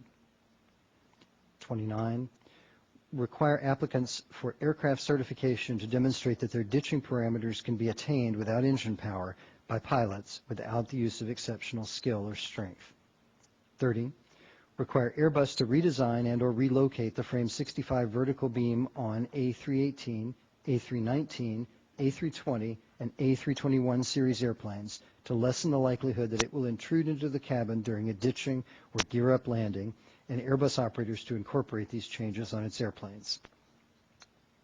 31, require on all new and in-service transport category airplanes that cabin safety equipment be stowed in locations that ensure that life rafts and or slide rafts remain accessible and that sufficient capacity is available for all occupants after a ditching. 32, require quick release girts and handholds on all evacuation slides and ramp slide combinations. 33, require modifications to life vest stowage compartments or stowage compartment locations to improve the ability of passengers to retrieve life vests for all occupants. And finally, staff are proposing a previously issued recommendation resulting from this accident.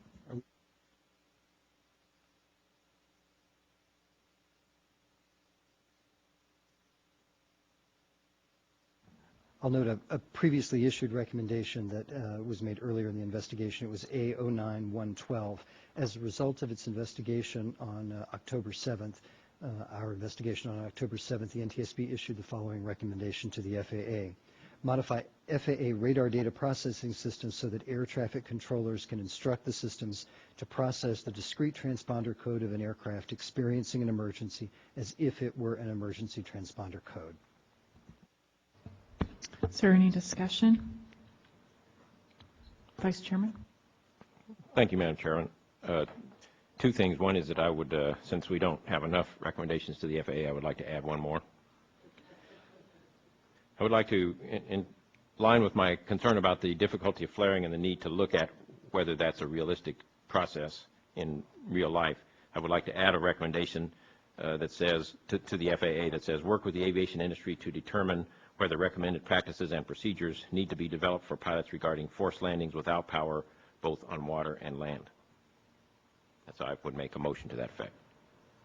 A second. Second for discussion. Vice Chairman?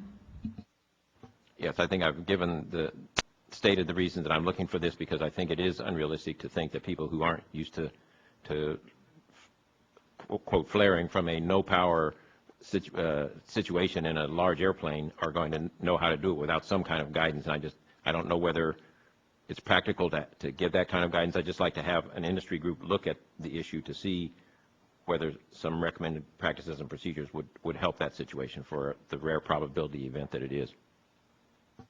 Any comments? Staff have any comments?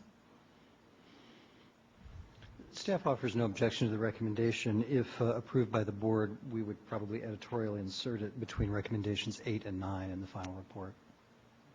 Okay. Seeing no further discussion, all in favor of the Vice Chairman's additional recommendation, signal with a hand and aye. Aye. The ayes have it. The recommendation has been adopted. Member Somalt? Go ahead, Vice Chairman. Okay. My other one is more of a generic comment. I'm new to this in terms of when we make recommendations to the FAA and then to EASA, we create the problem of disharmony between them if one of them does it and the other one doesn't. And I just sort of raise a question: how do we address that potential disharmony when we make similar recommendations to both bodies?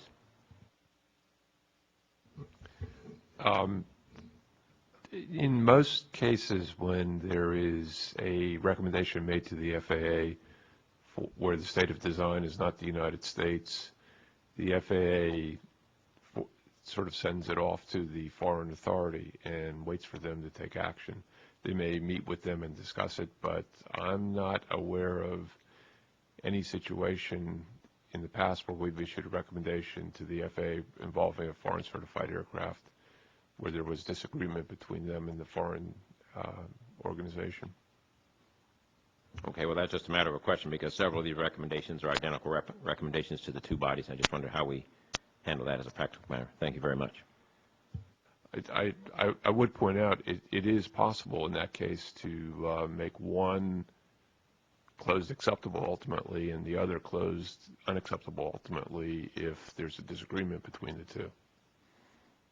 Thank you. Mr. Marcus, that leads me to ask the question, as far as the evaluation of the status, who would we be getting the response from?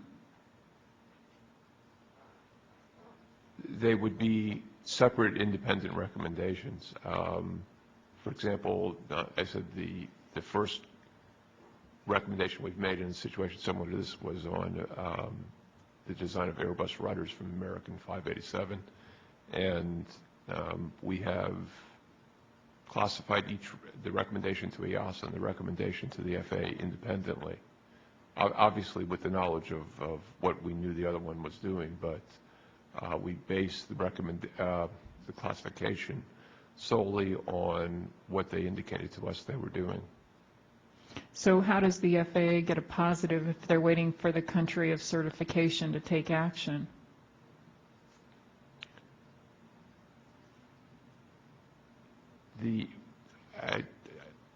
Our expectation would be that the FAA will not just sit on the side, that they'll be in consultation with EASA to be sure that they know what's going on, and they have input to make sure that we would hope that they'll be doing what we are recommending. If the FAA indicates that they're working with EASA, that would be, I would think, an acceptable recommendation. If EASA comes back and says, we think it's a poor idea, we're not going to do it, then, and the FAA said, EASA said it was a poor idea, so we're not going to do it, we would probably make both of them unacceptable. Okay. Vice Chairman. Or Member Sumwalt, did you have a comment? Not on that particular. Okay. I do want to make, not on that particular issue. Okay. Any further discussion on that specific issue? Member Sumwalt. Thank you. Do you have this piece of paper that we handed out with my proposed recommendation 11? Well, don't even look at it then, because actually the information that Mr. Benson voiced when I was proposing the change to the finding 24, I hear what you're saying. So what I'd like to do, let's look at the draft, at the staff's draft for number 11, recommendation 11, and I'm going to make a motion. Because, Bob, I think you made a good point. It's got to be not just a bulletin. So here it is. Require Airbus operators to expand the angle of attack protection envelope limitations ground school training to inform pilots about the alpha mode protection features and normal law that can affect the pitch response of the airplane. And second for discussion. And of course, what I'm trying to do there is I worry about the unintended consequences. If we say training, some operator somewhere is going to go in and they're going to monkey with the system, and we're going to have negative training. So it's a ground school discussion that we're going to have. I don't want to overemphasize this one point here in training. So there's my motion.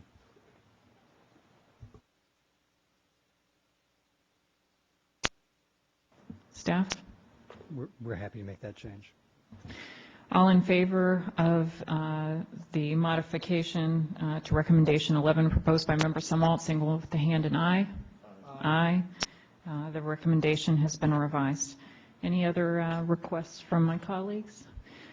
I have a question for the staff, and I apologize. This is something that I just saw as the recommendations were being read. I noticed that in recommendations 5 and 6, and also the JAR rec, the companion rec number 28, that it specifies require manufacturers of 14 code of federal regulations, Part 25 certificated aircraft to develop a checklist and procedure for dual engine failure occurring at a low altitude. And then the second recommendation 6 asks for, once the development of that checklist has been completed, to ask to require 121, 135, and sub 91 subpart K operators of Part 25 to implement the checklist and procedure. My question to the staff is we are not specific in many of our other recommendations about what type, what part the aircraft is certificated under, and so my question is, are we at all concerned about smaller aircraft that may not be certificated under Part 25, as we're making this recommendation to Part 91K operators who may not always be operating Part 25 aircraft?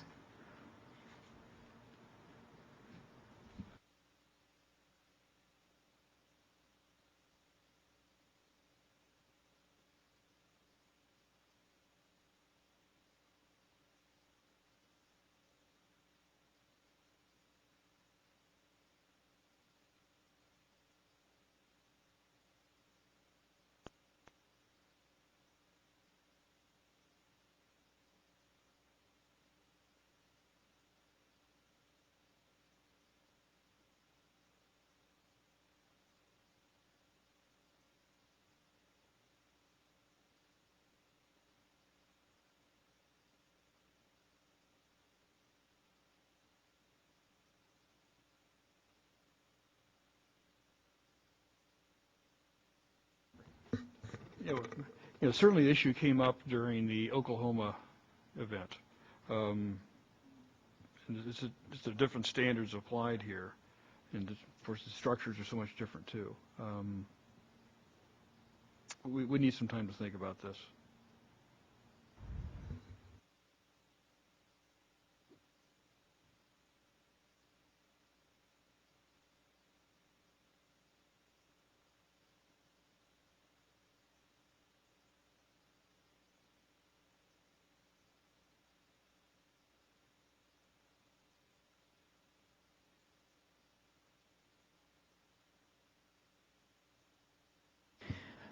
I apologize for raising this issue at the last minute. It's just in some of the other areas we don't focus on the aircraft type. We focus on the type of operation. And so why don't we go ahead and vote to approve the recommendations that the staff have proposed. And if on consideration you think that they need to be revised, you can offer a revision through the notation process in the coming days. Okay. All in favor of adopting, could I get a motion to adopt the recommendations as revised? So moved. Second. All in favor signal with a hand and aye. Aye. The recommendations have been adopted as revised. We will now vote on adopting the report in whole. Is there a motion to adopt the report as revised? So moved. Just for the purposes of discussion, I know there are further changes yet to be made, and I'd like to reserve the right to address some of those additional changes that are yet to be made. The changes by the staff, I mean, in response to board comments. I haven't seen those changes yet. None of us have. Okay. Could we get a second, and then we'll have some more discussion?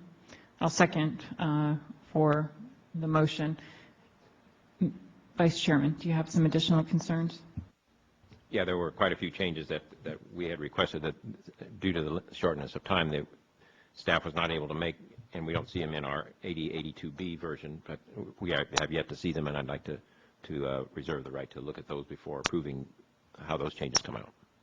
Mr. Vice Chairman, a method to accomplish that may be under Board Order 4B, paragraph 18C, to ask that they be circulated to you at the conclusion of this board meeting after they've been finalized by staff. So is that your request?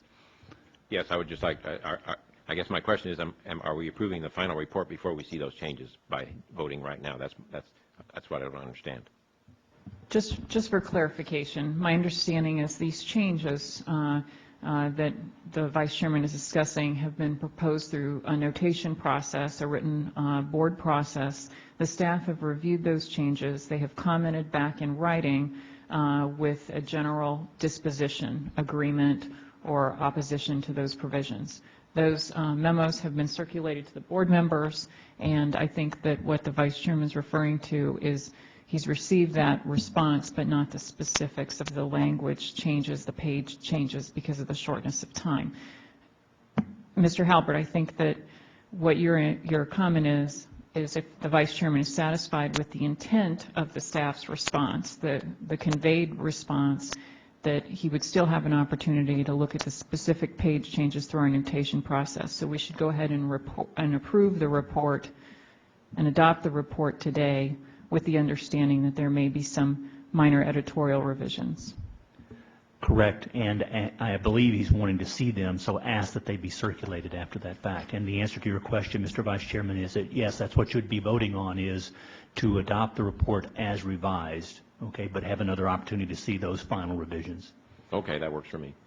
So do we then vote on it again through the notation process as the page changes come out? Only if there's a complication, if there's an objection to the page changes that are circulated. In other words, there's disagreement that staff has affected the intent of the board member. Will they come out on a pink sheet?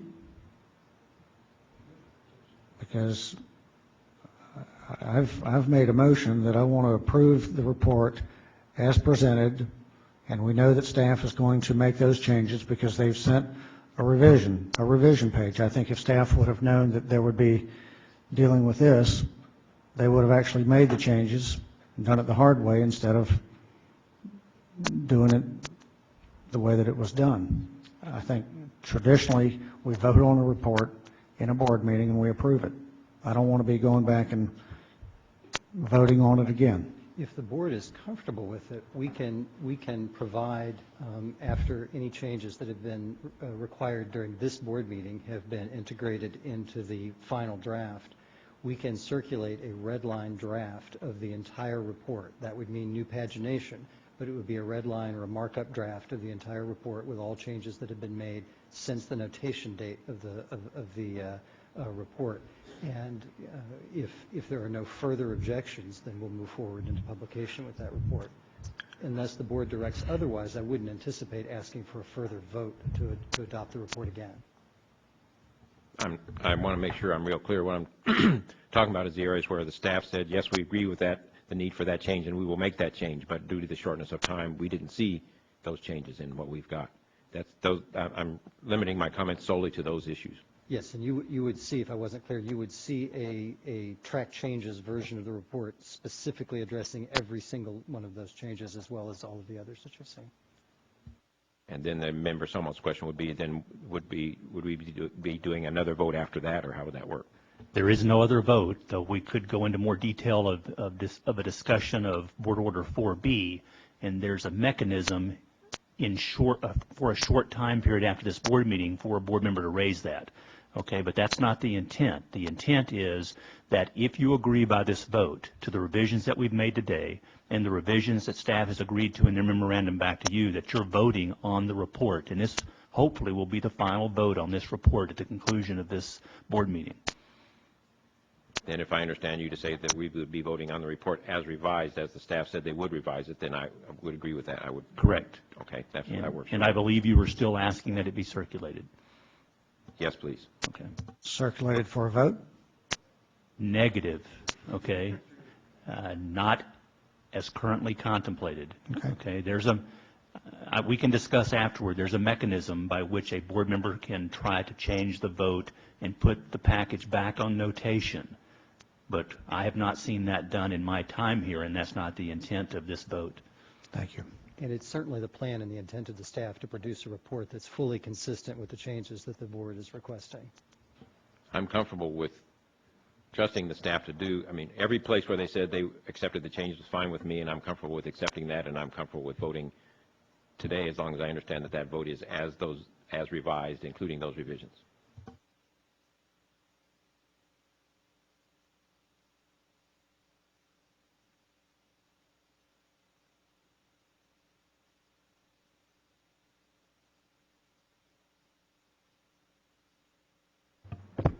Any other discussion? Obviously, if there's changes that affect the recommendations, like this issue of the Part 25, those would be circulated for a vote. But the editorial changes, I think what we're saying is those will not be circulated for a vote. Correct. All right, we have a motion on the floor to adopt the report as revised. All in favor signal with a hand and aye. Aye. Aye. The report has been adopted. Member Sumlaw has indicated an interest in filing a statement, a concurring or a dissenting, to be determined. Vice Chairman, any such request from you? No, thank you. Okay. Would any of the other board members like to make some closing comments? No. I'd like to thank my fellow board members and everyone who's joined us for this important board meeting. Today we've talked a lot about professionalism in the cockpit, in the cabin, in the control tower, and in 2 weeks, on May 18th, we will commence a 3-day forum focusing on professionalism in aviation. The forum is intended to raise public awareness of industry best practices and to promote an open discussion between the safety board and invited panelists and on the importance of developing and ensuring excellence in pilot and air traffic controller performance. Panelists will be drawn from the industry, government agencies, labor, academia, and professional associations, and we will explore a variety of topics. I believe that forums like this one are important exercises and will create additional opportunities to improve the safety of our aviation system, and I invite you to attend. As we close out our deliberations today, I am grateful for the work of our staff. They've worked tirelessly to investigate this accident, hold an excellent public hearing last June, and complete a thorough report, all the while complying with international protocols in just over 15 months. Your office has been very busy this last year, Mr. Howder, and I know many of the staff are working on multiple projects. I believe the safety recommendations that have come out of this investigation have an extraordinary origin, a very serious accident in which everyone survived. Even in an accident where everyone survives, there are lessons to be learned and areas that could use improvement. Our report today takes these lessons learned so that if our recommendations are implemented, every passenger and crew member may have the opportunity to benefit from advances in safety. Our work today reminds me of what every good sports team does after a win. Instead of celebrating their victory, they go back and they watch the films. They analyze both the areas where they succeeded and areas where they can improve for the next game. They make constant adjustments, and the better that the team gets, the smaller the adjustments are. The aviation industry is a very good team. Over the past several decades, air transportation has become exceptionally safe, and that's a credit to the men and women of Flight 1549 who had flown for decades in anonymity, as well as hundreds of thousands of others who build and maintain planes, direct air traffic, and perform countless other jobs that all contribute to aviation safety day in and day out. As the aviation industry continues to improve their performance, the NTSB will continue to dig deeper. Just as airlines are always evolving and industry is constantly deploying technology to improve safety, we will conduct more sophisticated accident investigations. In that regard, I view the recommendations that we agreed upon today as the model for the next generation of accident investigations. At the same time that we acknowledge that the system worked, we are able to identify ways that it can be improved. So even as we celebrate what went right last January, we must look forward. The next time a flight is ditched, the conditions may not be as favorable as they were for 1549. Our hope is that if heeded, the more than 30 recommendations that the board approved today will help another crew and plane full of passengers so that perhaps the next airline ditching will be known not as a tragedy, but as another miracle. Thank you very much.